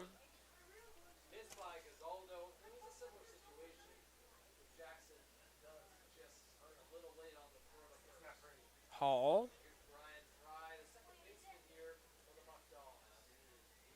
Gets set in the stretch. He kicks and fires, and Fry fouls it back. It's 0-1. The at-bats for Brian Fry so far this season have looked strong. May not have the best batting average, but again, he gets on base. He's gotten deep into counts. He's made good swings. Frankly, it's only a matter of time before he gets his numbers to where they want to be. As here the 0-1 pitch is low. It skips away, and Mindas is going to go for second. They're trying to throw behind, and it's going to sail into center field. Vesco will score. Mindas advances to third. And now it's a 1-run ball game. Vesco was off on the pitch. The second it hit the dirt, he read it like a hawk. He went for third base. He made it with ease. Mindas followed behind him, something you don't see a lot. Passed, tried to pick off the trail runner Mindas at second base. It flew into center field well over the head of Jackson. And now the Muckdogs have the tying run 90 feet away as Fry leaves that one upstairs, and it's 3-1. This is just another example of why a 6-run deficit, a 7-1 ball game, felt like a 2-run game because the Muckdogs are persistent. They've scored. Here Fry takes one. That one's going to get to the backstop, and Mindas is going to come home with ease. It's ball 4. Fry will take first base. Mindas takes home, and we are all tied up at 7.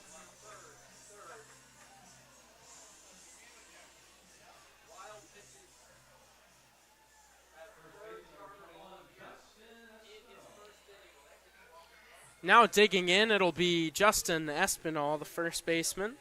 Espinal had a base hit, came around to score his last time to the plate.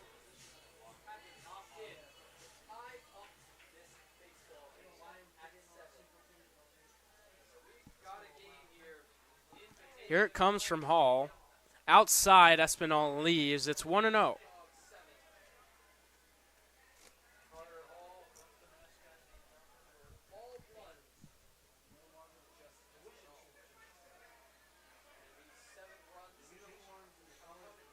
Here it comes. Espinal, fly ball into left field, chasing in. That one is caught for the second out of the inning. Grant Moore on to make that one.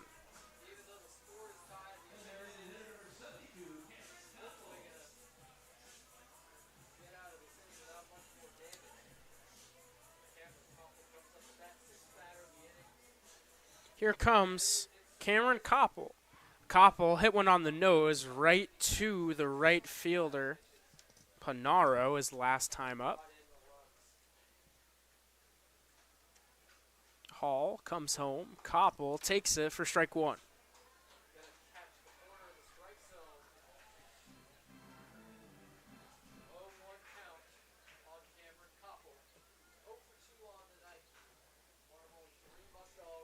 Oh, and 1 on the designated hitter. Off on the pitch. The throw is not in time. It's going to roll into center field. Great backup. Good athleticism there from Nolan Jackson to slide in front of it. Keep Brian Fry at second base. But that is a stolen bag For the second baseman tonight, Fry, who stole 20 bases for the Muckdogs back in the summer of 2022. Shows off the wheels right there. He's in scoring position. Here comes the 1-1. Koppel takes that one on the outside corner. Nice heater from Hall, and it's 1-2.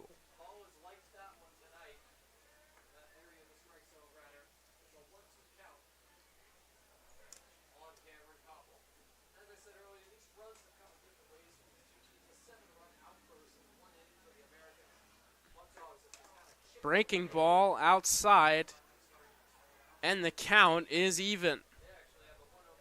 The Muckdogs have shown persistence from the second inning on. They've scored in every single frame to get back into this game. They scored 2 runs in the last 3. They scored 1 in the second. Koppel swings and misses through strike 3. And the side is retired, but not before the Muckdogs strike for 2 more. They tie this one up at 7. What was once a 6-run deficit is now a tie game. As we go into the 6th inning, it is all 7s on the board.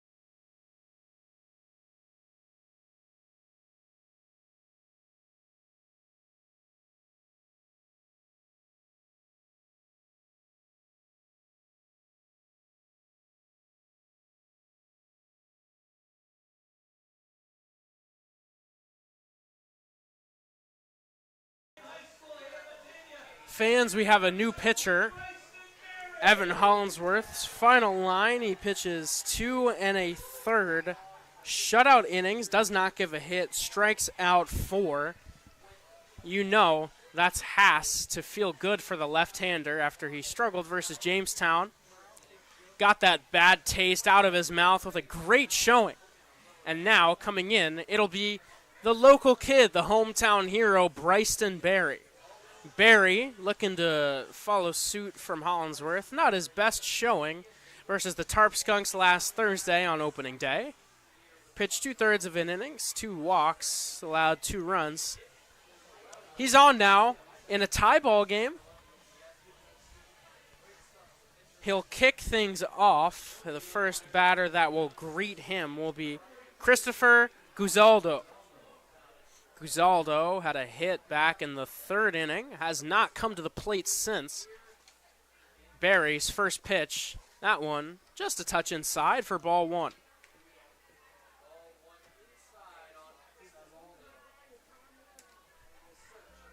Here comes the 1-0. That one inside once again, and it is 2-0. Berry sets, kicks, and fires. That one clips the foot of Guzaldo. No, it does not. Looked like it did. Heard a noise. The noise was the ball hitting the dirt behind him. He hop-skipped out of the way successfully, and the count is 3-0 now. Here it comes from Berry. That one pumped in for a strike, and it's 3-1. Barry, of course, went to Notre Dame High School, was a Muckdog last summer. Very familiar with Dwyer Stadium. So that one is tapped to third base. Inman barehands, fields, fires. Not in time. That one just a bit too slow. The high hopper on top of the slow grass made it impossible for Inman. A clean barehand got it out quick. Just not enough time. The leadoff man, Guzaldo, is on as things flip over for Ian Wang. Wang had a pair of hits, 3 RBIs. Should I say 2 RBIs. He led off that big third inning with a double. Then had a 2 RBI single with 2 outs to make it a 7-1 game. But he comes back to the plate his first time up since the third, and this game was tied at 7.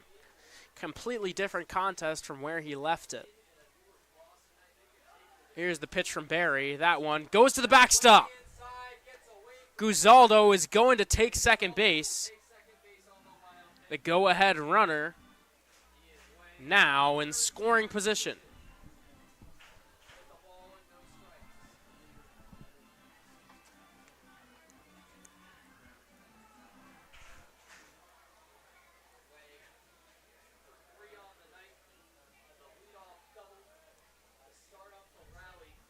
It's 1-0 on Wang.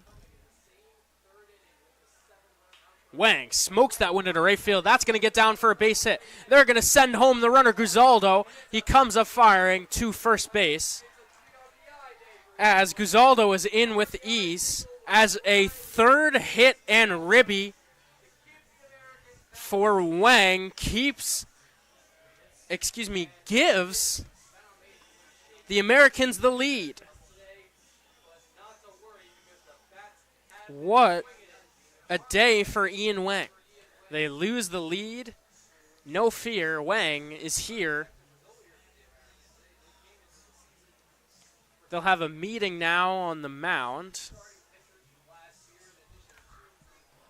This contest, with a similar feel to the Tarp Skunks game, maybe the roles a little bit reversed as Jamestown jumped out. Jamestown was behind, 7-3. They came back and took the lead. It was an 8-7 game. In the middle innings, the Muckdogs, like they have at every turn, roared back. A deficit doesn't faze these guys, as Nolan Jackson takes the box.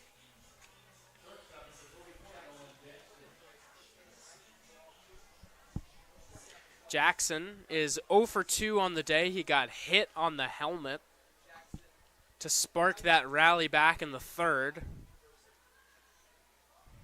Barry fires that one outside, ball 1.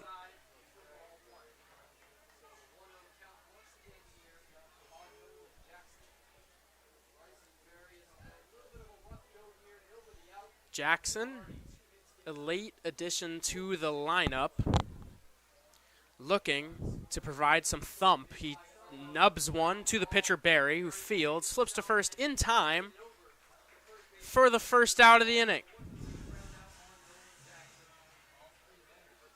Advancing to second base is Wang. And now looking to drive him in, it'll be the first baseman, Graydon Miller. Miller had a base hit and came around to score. One of many to get a hit and score back in that third inning.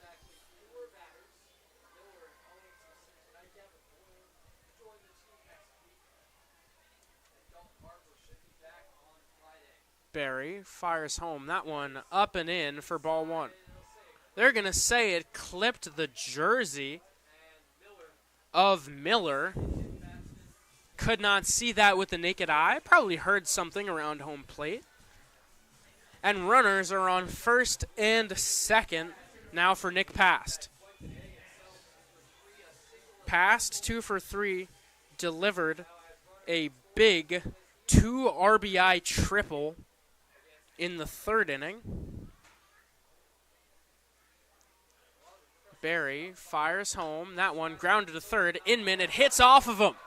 A tough bounce, and the bases are loaded. Nobody out. On that play, I should say, there's one out in the inning. It is ruled in E5 on Inman for anyone keeping score at home.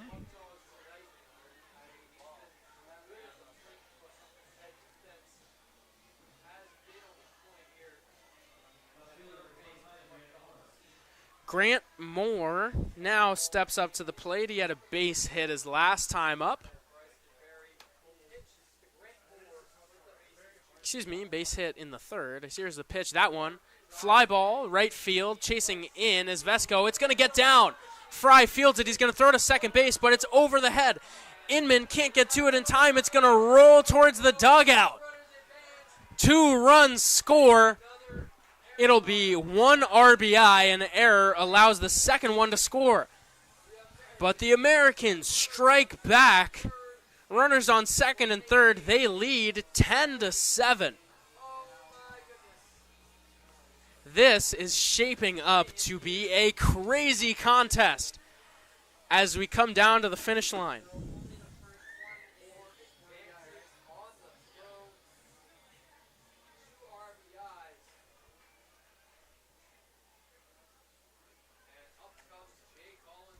Jay Collins now in the box. The returner pops one down the third base line, and it's caught. The play is made by Castrataro for a big second out.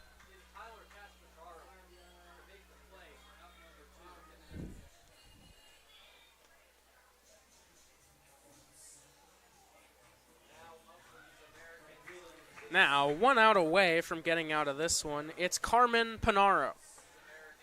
Panaro, the catcher / outfielder in right field tonight, takes ball 1 in the dirt.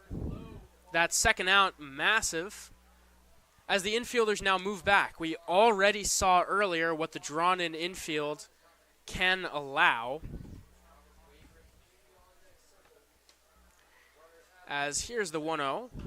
Panaro pops it up. Espinal shading into foul territory, gets under it. He'll make the play, and a pair of foul outs retire the side, but not before the Americans strike for 2 runs on 3 hits. 3 runs on 3 hits after 5.5 innings of play. Niagara Falls leads 10-7.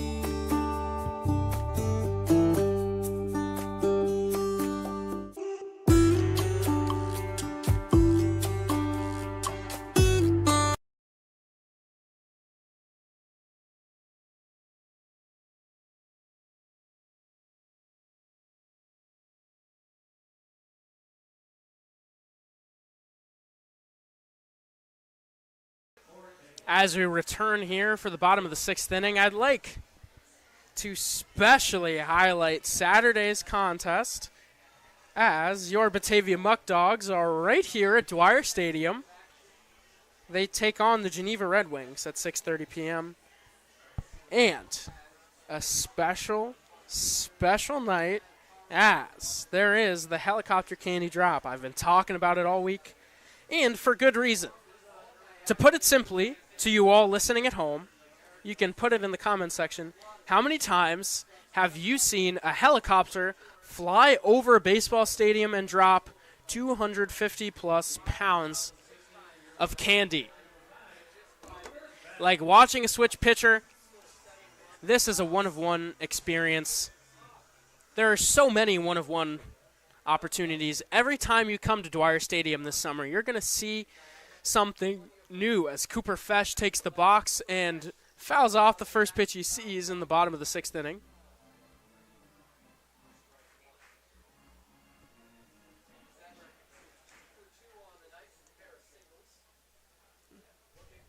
Fesh has gotten on both times he's come up. He's got 2 knocks on the day. Here comes the 0-1. That one paints the outside for a strike.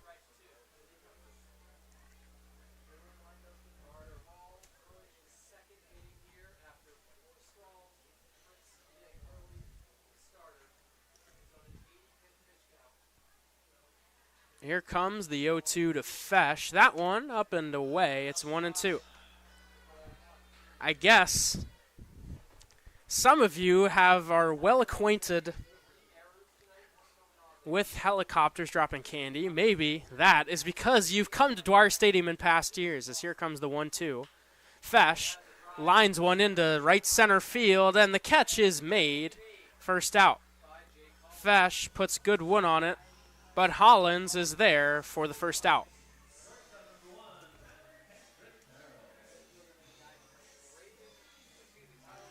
The lineup flips with Tyler Castrataro. Castrataro drew a walk in the 4th inning. That was the last time he came to the plate. Here is his 4th plate appearance of the day. He's 0 for 2. Breaking ball, he takes a big hack. Comes up with nothing. But in an 0-0 count, you get a pitch you like. I think that's the time to take a swing.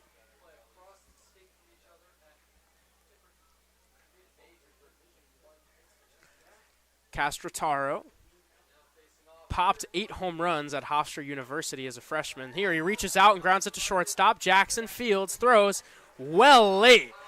Tyler Castrataro shows off the major wheels. That wasn't even a close play at first base. He legs out an infield single with 1 away. Castrataro really has some special speed. I mean, come on. That's just a ground ball to shortstop. Hit at a decent velocity, I'll say. And he was there, I mean, probably 3 to 4 steps. Let's see if he takes off.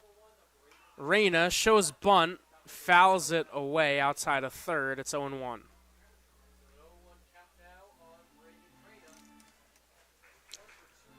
The Muckdogs have flashed bunt a few times. Braden Reyna has done it himself. Has not gotten one in play. He had a big 2 RBI single back in the 4th inning.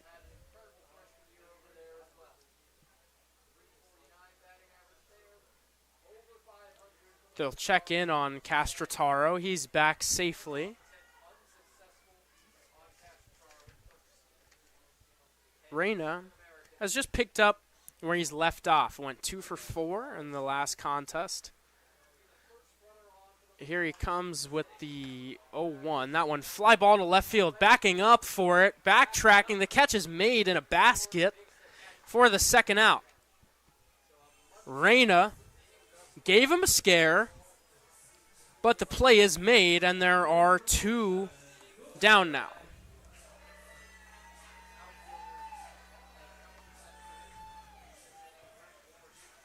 And digging into the box, it is Cooper Romick. Romick, oftentimes a catcher, extra hitter tonight, was hit by a pitch back in the 3rd inning. Also has a strikeout and a ground out.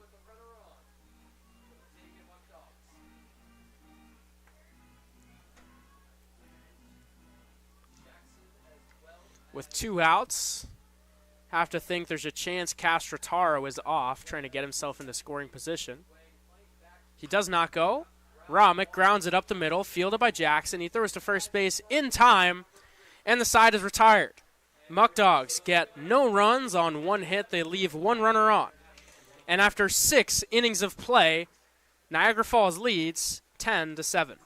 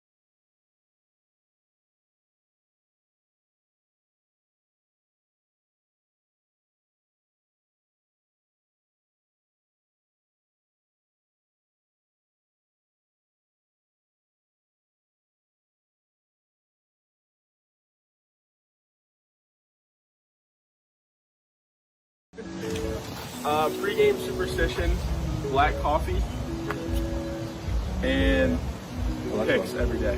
That's pre-game superstition. Gotta get Chipotle before every game. I do really bad pitching if I don't drink 500 milligrams of caffeine and 6 ibuprofens. It's just my thing. I have an energy drink and I pray. I pray. Always gotta pray for me. 3-game superstition, 7 brew coffee. There we go.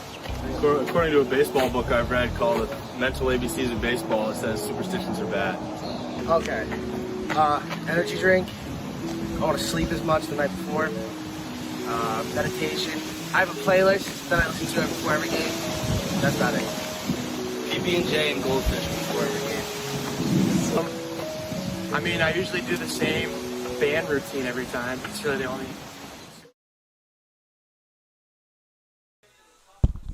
We now return for the top of the 7th inning. And a new pitcher is on the mound, another local kid, Notre Dame high school graduate, Jaden Sherwood. Sherwood pitched in Sunday's contest, where he went 2/3 of an inning, allowed 1 run, had 1 walk. Sherwood got out of a jam in the 5th, came on for the 6th. Not the same luck. Here, his first pitch is a strike on a foul ball, that one.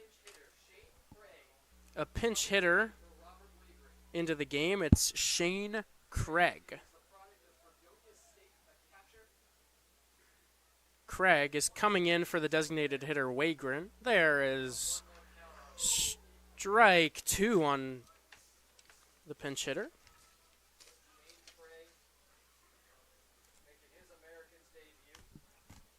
Craig takes that one outside, shows off the patience at the plate, and it's 1-2.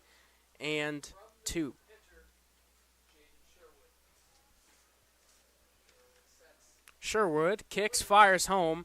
Did he go? Yes, he did. Sherwood gets him on the heater outside and strikes out the first batter he sees.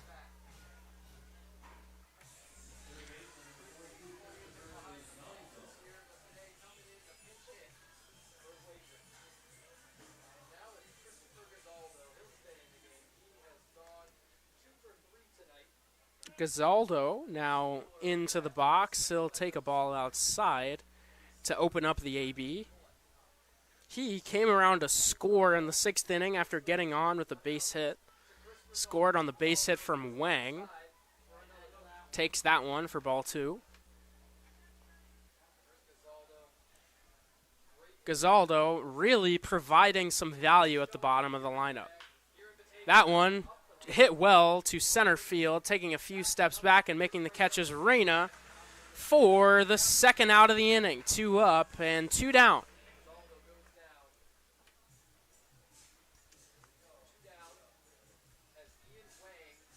Ian Wang has been the thorn in the side of the Muckdogs. He's 3 for 4 on the day. He's driven in 3 runs. RBI single back in the 6th, 2 RBI single in the 3rd, along with a double, as he'll swing and miss through strike 1. The left-handed hitting second baseman has really been the perfect leadoff hitter. As here's the pitch from Sherwood. That one lined into left center. It's the 4th hit of the day for Ian Wang. All things coming up positive for Wang in this one.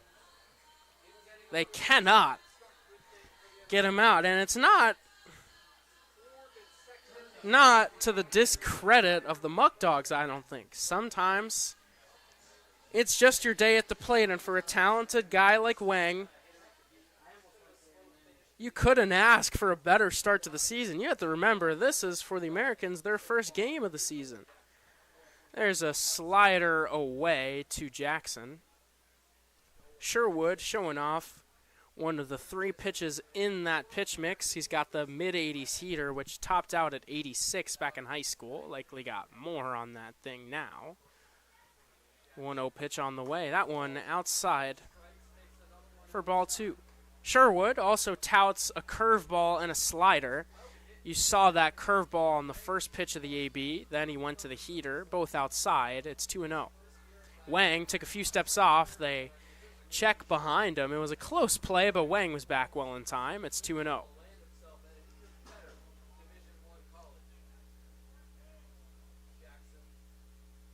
Here comes the pitch to the high schooler Jackson. It will be no pitch, as it's a balk. Wang was off on the pitch. Didn't matter. He takes the bag anyway. And now, an insurance run in scoring position. Nolan Jackson looking for his first knock of the day and looking to extend the lead to 4 runs. Here comes Jackson. Fouls that one away. First base side out of play.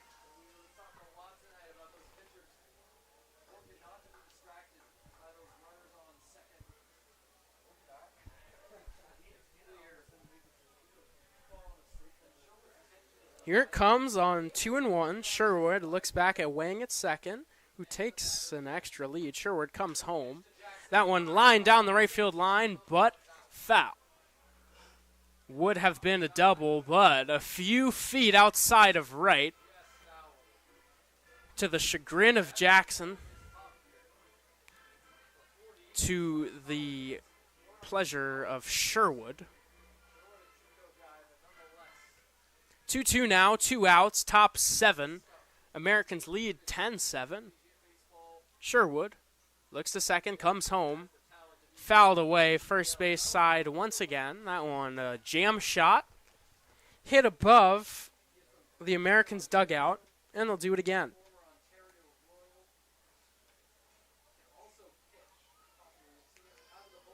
Jackson, a guy who doesn't just play shortstop, also a pitcher. Here comes the 2-2 from Sherwood. Fouls it again, first base side. And they will do it all over again.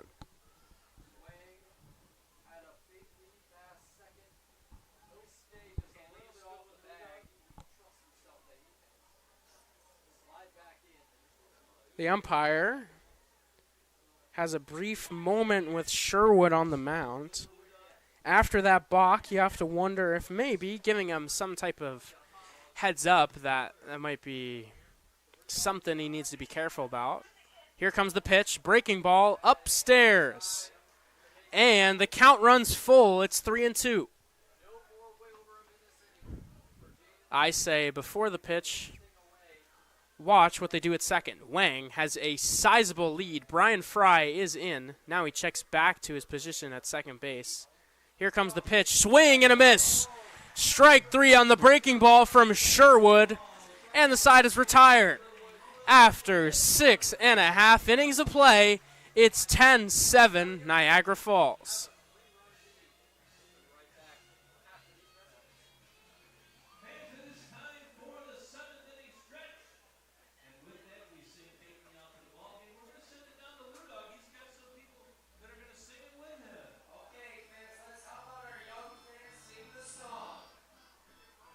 Muckdog fans, join us at the Genesee County YMCA on June 11th for a night of great food, fun, and community.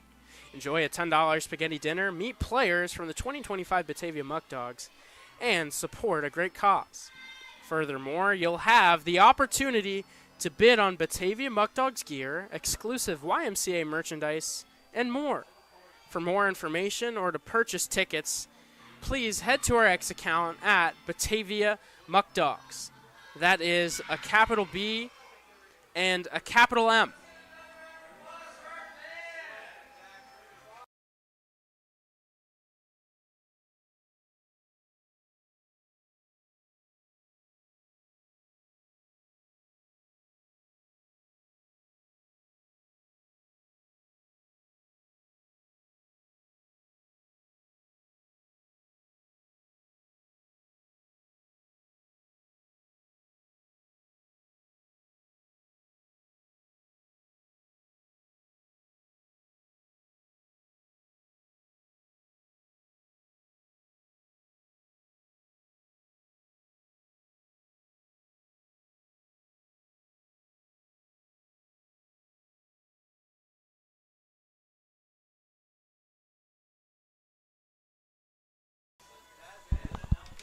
A new pitcher into the game for Niagara Falls. It's Keegan Bazinet.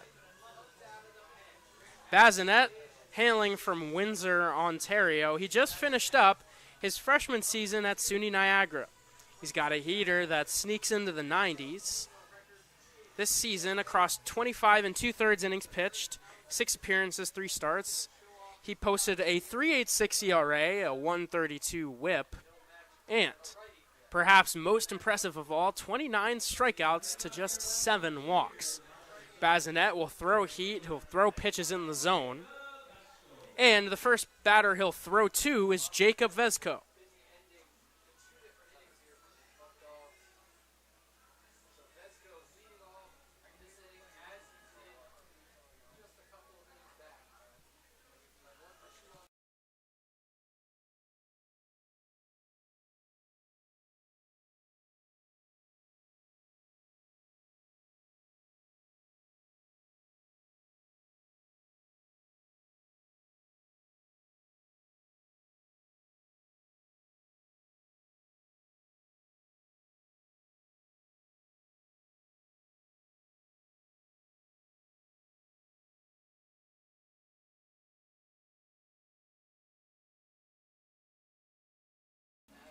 You heard that right. It was a 51-2 season for SUNY Niagara, and Bazinet tossed 5 innings in the JUCO World Series semifinal versus Surrey Community College, a game which SUNY Niagara won. Here comes the 0-2 offering. Vesco taps it foul outside of third. One of 8 guys Bazinet is from the N-Trip squad. Perhaps the biggest name, Matt Barr. Barr just finished his freshman season at SUNY Niagara. The 0-2 pitch comes home. That one, strike 3 on the outside corner. Bazinet paints it with the heater, and Vesco is retired for the first out of the bottom of the 7th.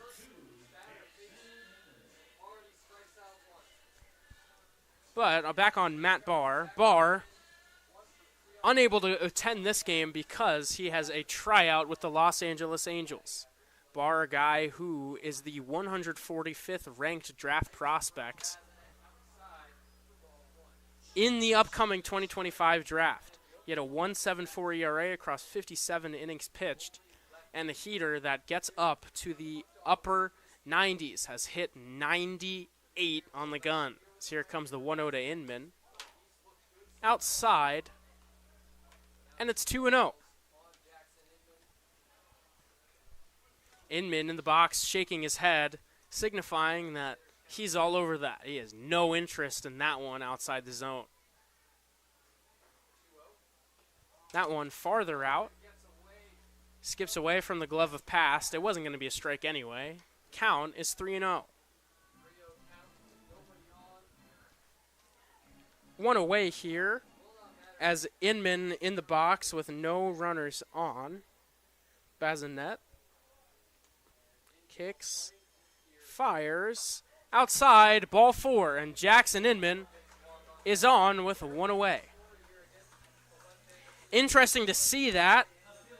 As I said on the top of this bottom half of the inning, Bazinet only walked 7 guys in 25 2/3 innings. In this league, guys still developing in collegiate ball, that is a very impressive walk total.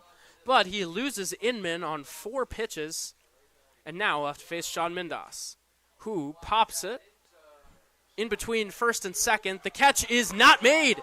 It trickles away. Hustling for second is Inman. They will recover to get the force out as Jackson does a nice job keeping his foot on the bag. So they still manage to get an out. The ball hit off of the glove of Wang. Looked like he was camped under it. Really nothing for Jackson Inman to do there. He's got to go back to first base. He can't get doubled off because you assume that ball is caught. But then when it's not, ball didn't trickle far enough away. Again, a really nice job showing off athleticism by Nolan Jackson with a bit of an errant throw. Now there are 2 outs as Brian Fry digs in. And the pitch is outside for ball 1.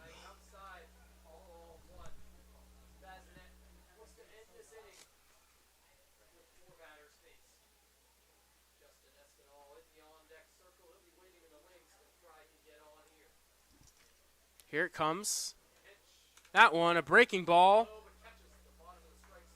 Breaks back in, clips the outside corner, and the count is 1-1.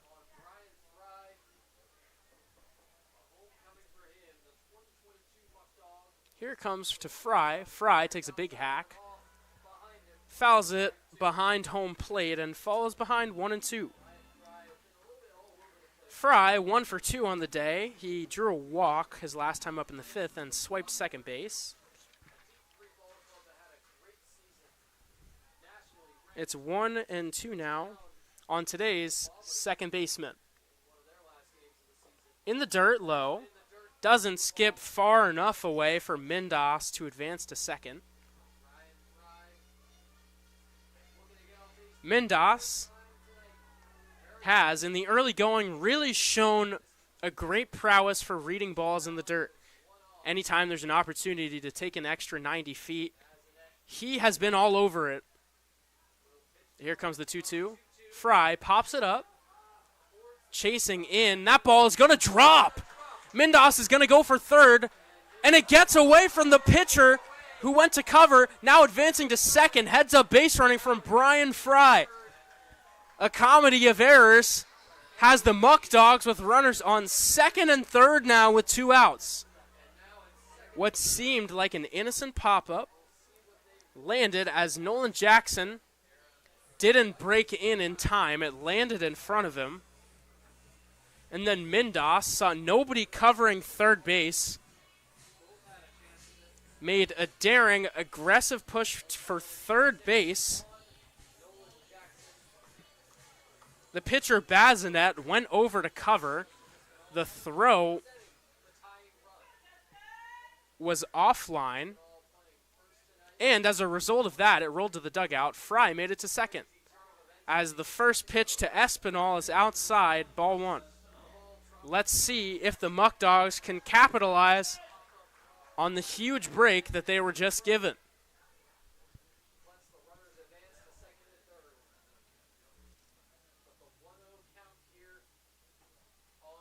Espinal flies one into right field.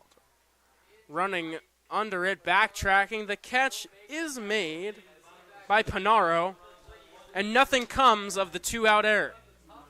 No runs,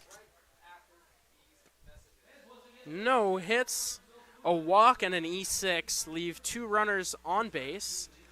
After 7 innings of play now, the Muckdogs trail the Niagara Falls Americans 10-7.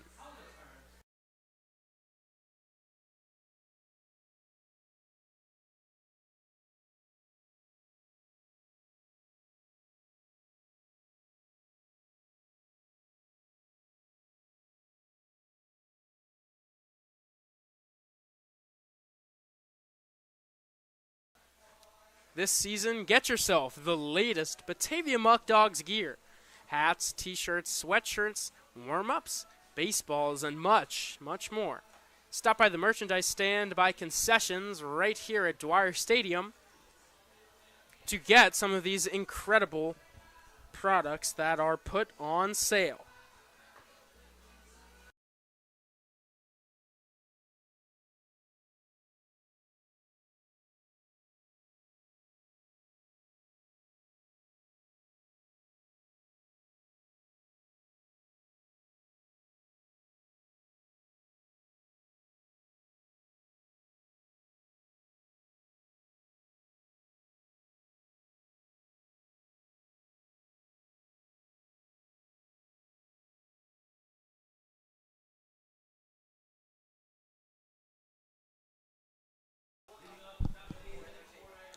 Now digging into the box as we head to the 8th inning. It'll be Graydon Miller. Miller bats third, playing first base. He'll be followed up by Nick Past and Grant Moore, 3-4-5 in the Americans order. Jaden Sherwood still on the mound, pumps in, strike 1.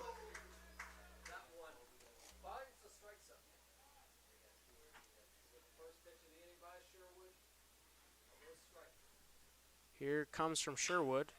Reached out, line to shortstop. Castrotaro is there for the putout and the first out of the top of the 8th.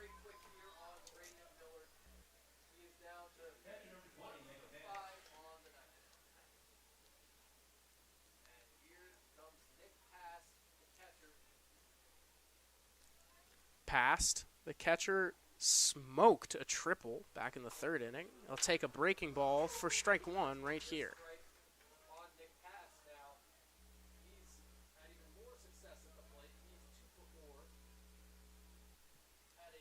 Here comes Sherwood's offering. Breaking ball upstairs. It's 1-1.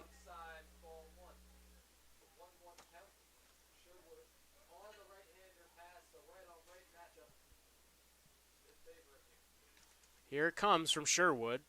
That one, hot shot to third. Inman fields, throws to first in time for the second out of this 8th inning. Passed, hit that one on the nose. One hop, but Inman puts his body in front of it, fields it clean. Nice textbook play at the hot corner. Trying to spark a 2-out rally, it'll be Grant Moore. Sherwood coming home. Moore shows bunt, does not pull back in time. They call it strike 1. That one would have been low. Moore just couldn't get that bat back. Sherwood now is the 0-1 on the way. That one upstairs, 1-1.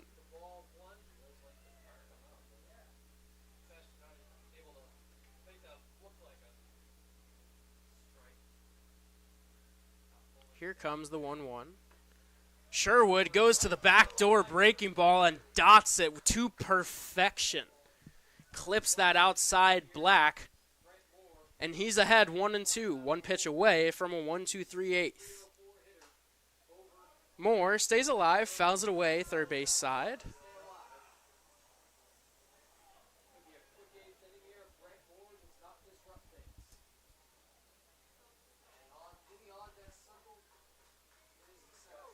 Here it comes. Moore fouls another one away, and he stays alive.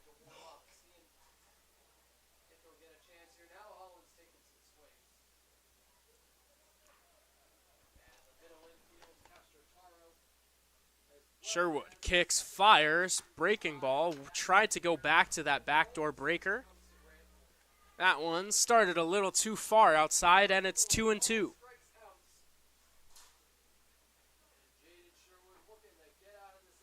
Here's the pitch.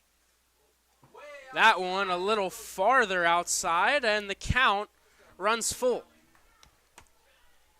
Good plate discipline and ability to stay alive here from Grant Moore.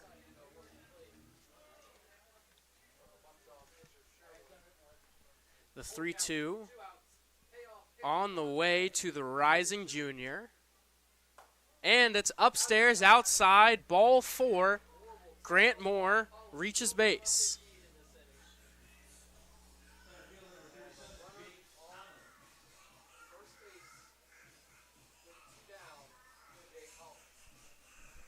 With 2 away, here comes another left-hander, Jake Hollins.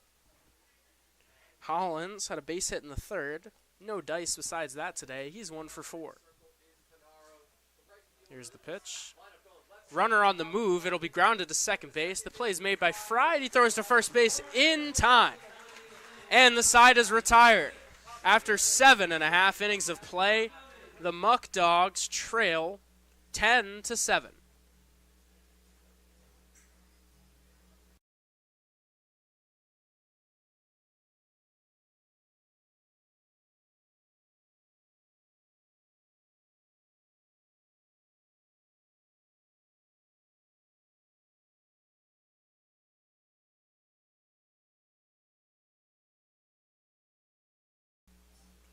This season, you can connect with the Dogs like never before with exclusive content on our social media platforms.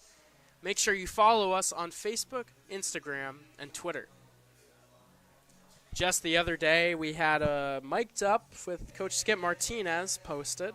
That was great. I highly recommend you give that a listen. That's on all of our platforms. There's going to be more Mic'd Ups along the way, so if that's something that you're interested in, Mic'd Up interviews, regular interviews off the field, getting to know the guys. We got one video queued up in here talking about player superstitions. We'll have more fun questions. This is the best way to get to know the players. You'll get the behind-the-scenes look. Of course, this broadcast can only show you so much, while we try to do our best to give you a peek behind the curtain with discussions on what the coaches and players have been saying. It's different to hear it from the players themselves. And that's what you can do on social media. I'll throw up all of the links, not the links, better word is usernames, right now.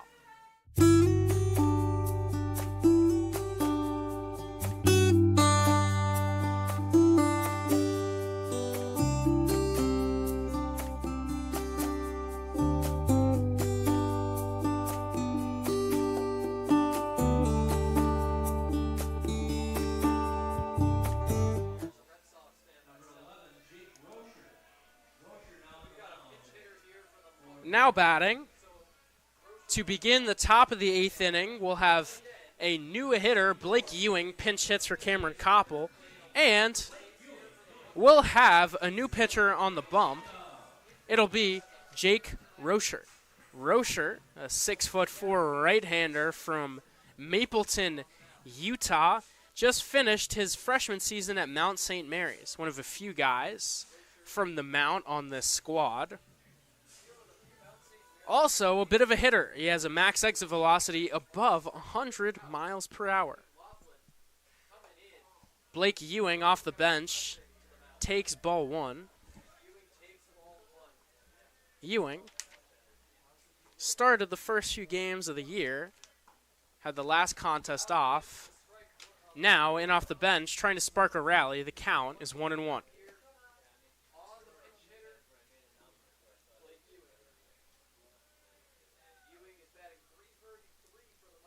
The pitch to Ewing. Half-hearted hack. Had the intention to go, then saw that ball drop off the table. Tried to check, too late. The count is 1-2. That one in there for strike 3. Rocher paints that one with the beauty. And he's got one out.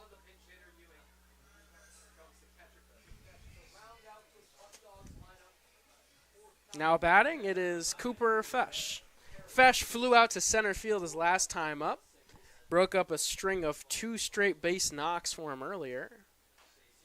Fesh, first pitch swinging, and he fouls it off. Not the first time we've seen him foul off the first pitch of the AB today.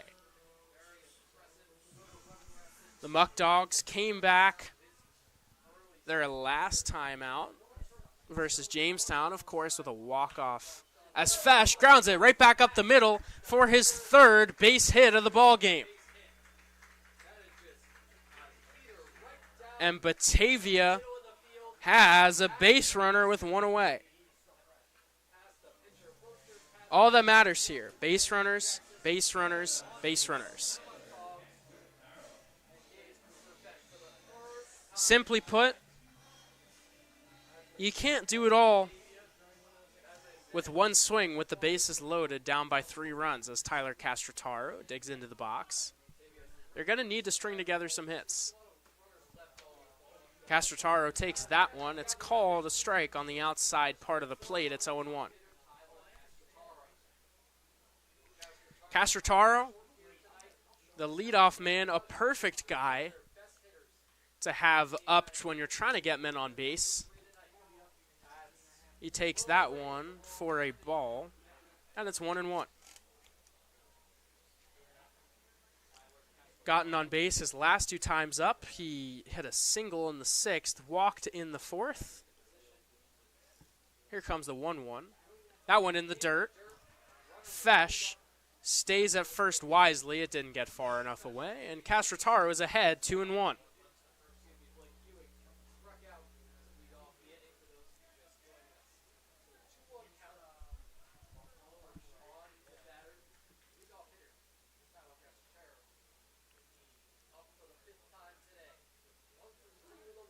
Here comes the 2-1 offering. Castrataro takes a nice hack, fouls it away first base side, out of play. For the Muckdogs, haven't found themselves down by 3 runs a whole lot this season. Of course, in this game, they've been down, but in the late innings, every game has generally been 2 runs or less. As that breaking ball just inside, and the count runs full.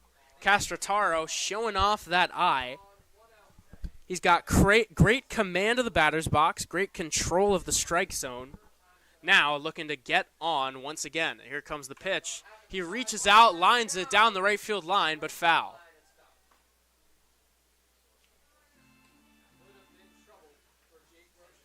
Good job staying alive there from the shortstop. Maybe a strike, maybe not. He doesn't want to put it in the umpire's hands. They'll do it again in a 3-2 count. They'll check in on Fesh at first. He dives back well in time.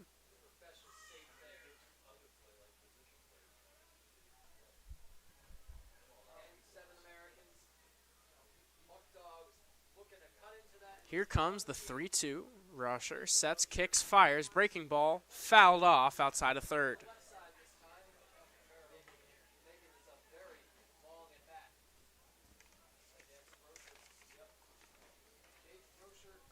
Castrataro may just be a rising sophomore, one of the youngest guys on the team, but every at-bat is just professional. He gets into deep counts. As there, right on cue, is a base on balls. Tyler Castrataro continues his excellence getting on base. There are runners on first and second now with 1 away.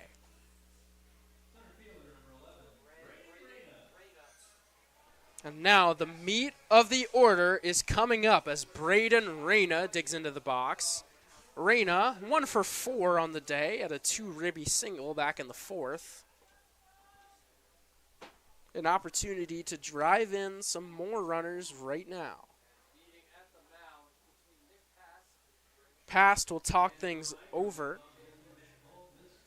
with Rocher, the young right-hander. Rocher did not play his freshman season at Mount St. Mary.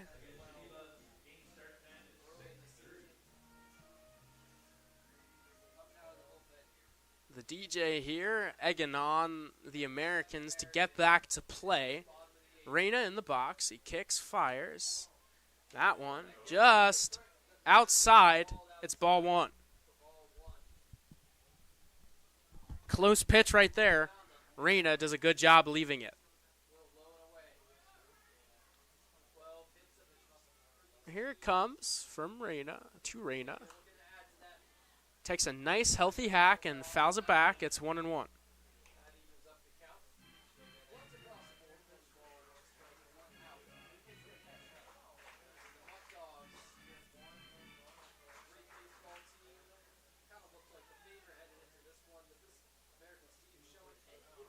On the way. Fouled into the Muckdogs dugout. One of Reyna's friends had to jump out of the way of that one.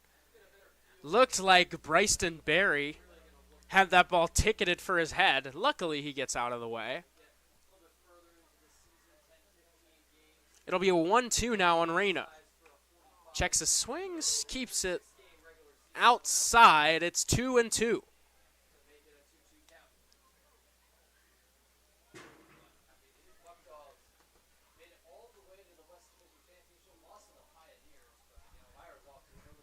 Here's the pitch. That one taken inside. Reyna really showing off his control of his own. He's taken a few close pitches. Takes one there in a 2-strike count. He's not afraid. He trusts his eye. And now he's in a full count. Here it comes. That one inside, ball 4. What a plate appearance from the center fielder right there to load the bases. He is the tying run at first base.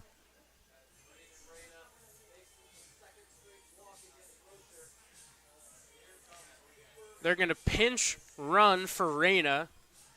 It'll be the speedster Travis Hammond. Hammond, an especially important run here, as again, he is the tying run. A double into the gap from Romick most likely would score Hammond if things come to that.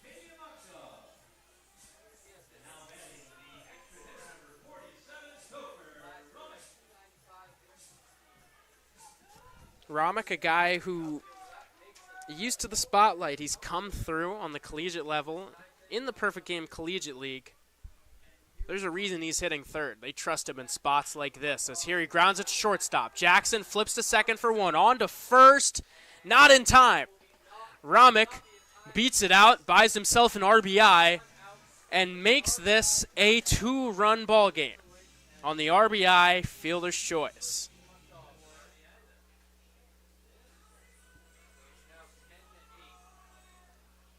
10-8, my apologies. Clicked the wrong button there.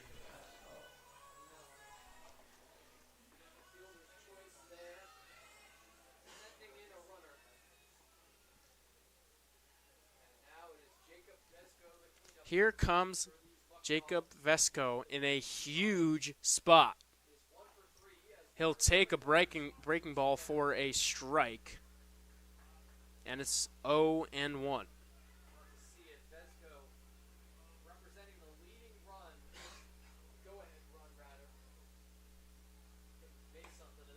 Swings at that breaking ball on the outside part of the plate.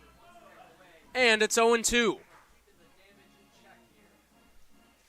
Rocher in a huge spot. If he can hold him to 1 run after bases juiced. Here's the pitch. He does just that. Vesco swings and misses for strike 3. They'll step on first base for the 3rd out. The Muckdogs strike for 1 run on 1 hit. They trail by 2. It's 10-8 Niagara Falls. As we return, we'll have the 9th inning here at Dwyer Stadium.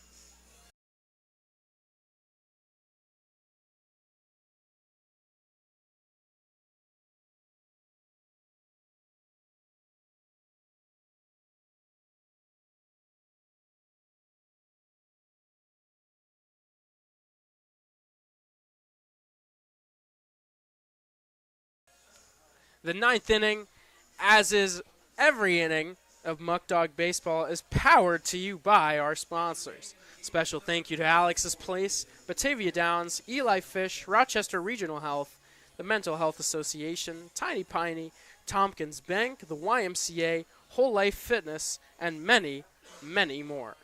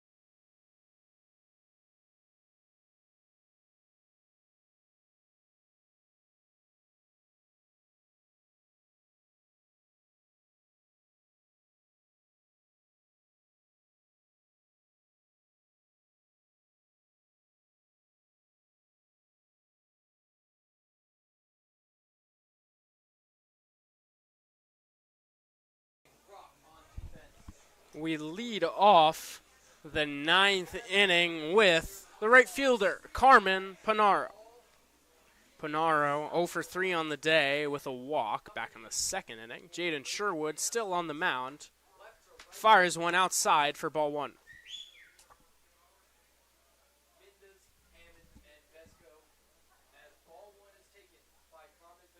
Here comes the 1-0. That one skied into left center. Hammond now in center field. Gets under it and makes the catch for the first out.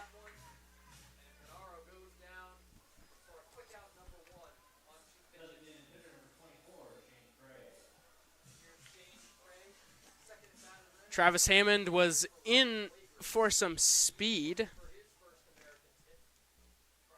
Never hurts to have that in the outfield. He got to that ball with a different glide. Guy with major wheels. Sherwood fires in a strike to Craig, and it's 1-1.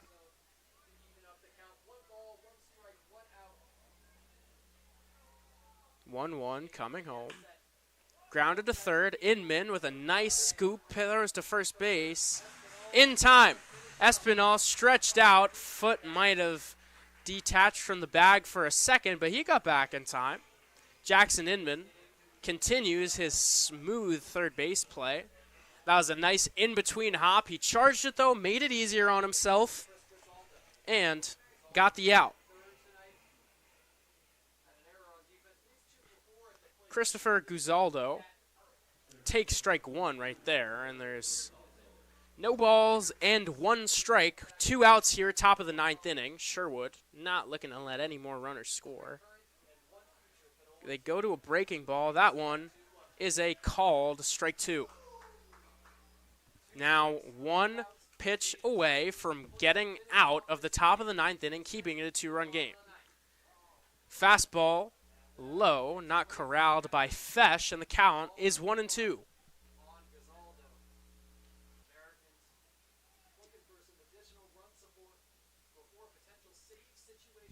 Sherwood kicks and fires, breaking ball, grounded.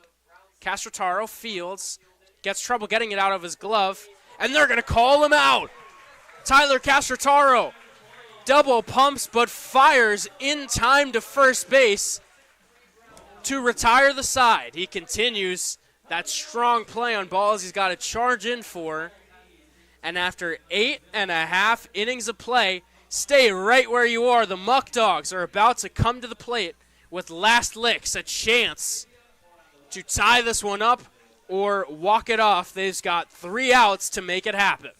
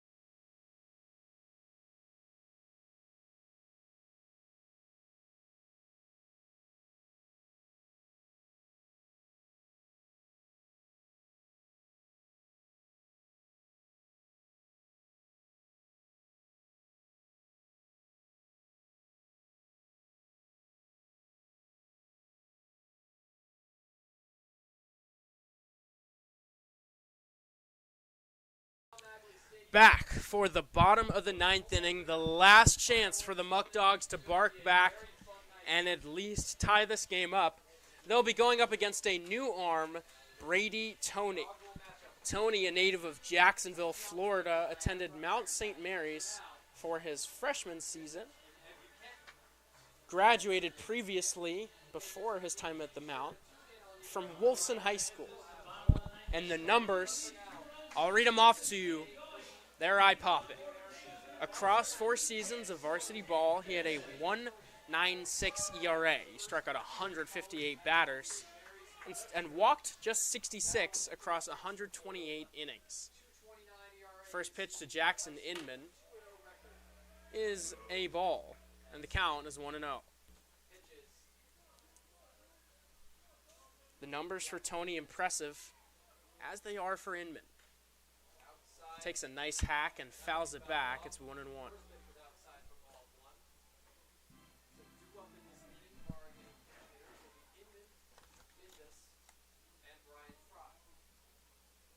It'll be 5, 6, and 7 in the Muckdog order as Inman waves through an off-speed pitch, and the count is 1-2.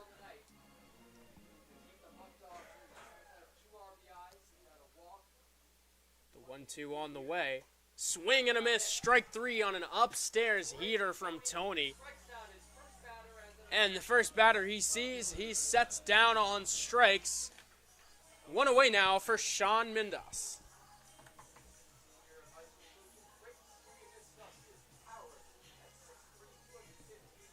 "12 hits for the Muckdogs today. Mindas has contributed 2 of them. First pitch he sees. Swing and a miss at a breaking ball down and away. That one really had some bite. Got some good heat on that fastball. Pair that with a nasty slider. It's tough. It looks like one, the other comes. Here comes the 0-1. Breaking ball up and in. And it's easy for us to sit up here and watch and say, well, why would a guy swing at that? It's because the fastball looks like the slider. Here comes the 1-1. That one outside, 2-1. A pitch may seem to the naked eye from someone watching the game on TV like it's well out of the zone. But guess what? Pitchers sequence. They tunnel, and that makes it so hard to hit as here comes the 2-1. That one in the dirt low. It's 3-1. Mindas now showing off that plate discipline, which shows you just how hard baseball is. I mean, a guy like Sean Mindas, who's incredible in the box, has great control of the strike zone, had a .425 on base percentage. Anyone can swing at pitches out of the zone. Here comes the 3-1. Mindas pops it up. First going back, now in is Wang. He will make the catch for the second out. 2 away. The last hope for the Muckdogs tonight, the second baseman, Brian Fry.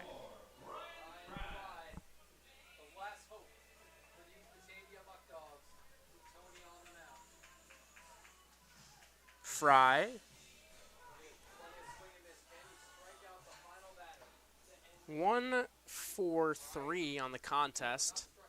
He'll take that one for a strike, and it's 0-1.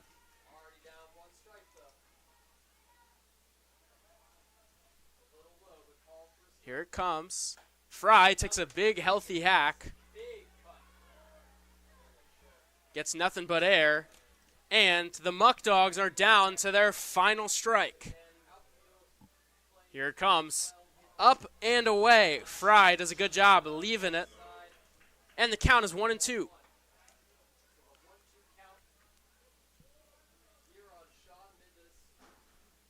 Kicks, fires. That one in the dirt. Fry evens things up at 2-2.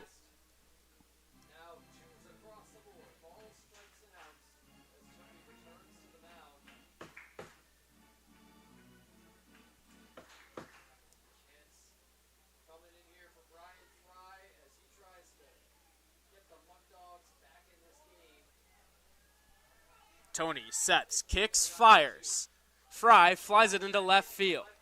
Moving around and making the catch is Grant Moore. That is your ball game. The Batavia Muckdogs lose to the Niagara Falls Americans. They drop this one 10-8. They fall to 2-2 early on in this season. And looking at this contest, you just have to tip your cap. Sometimes you tip your cap. You have to do that for the Niagara Falls Americans. They came out and they just raked at the plate. That second, third inning, they just strung together 6 straight base runners. They were smoking balls into the gap, being aggressive, swinging at pitches early. It's not even that Batavia was letting guys on base. Coach Grant, a big advocate of not letting guys on with the base on balls. Some days, guys are just going to beat you. It's baseball. You won't win every game. The Muckdogs still showed a ton of fight. They once again scored a ton of runs, putting 8 on the board tonight. Thank you all very much for tuning in. It has been a pleasure. I've been Nikita Lohman with coverage of this contest. A reminder, before we head out on the upcoming schedule, the Muckdogs return to play on Friday in Elmira, and then they'll be back home for 3 games in 2 days this weekend. They play Geneva on Saturday at 6:30. Doubleheader Sunday versus Niagara. Back here. I've been Nikita Lohman, signing off now. Have a great night.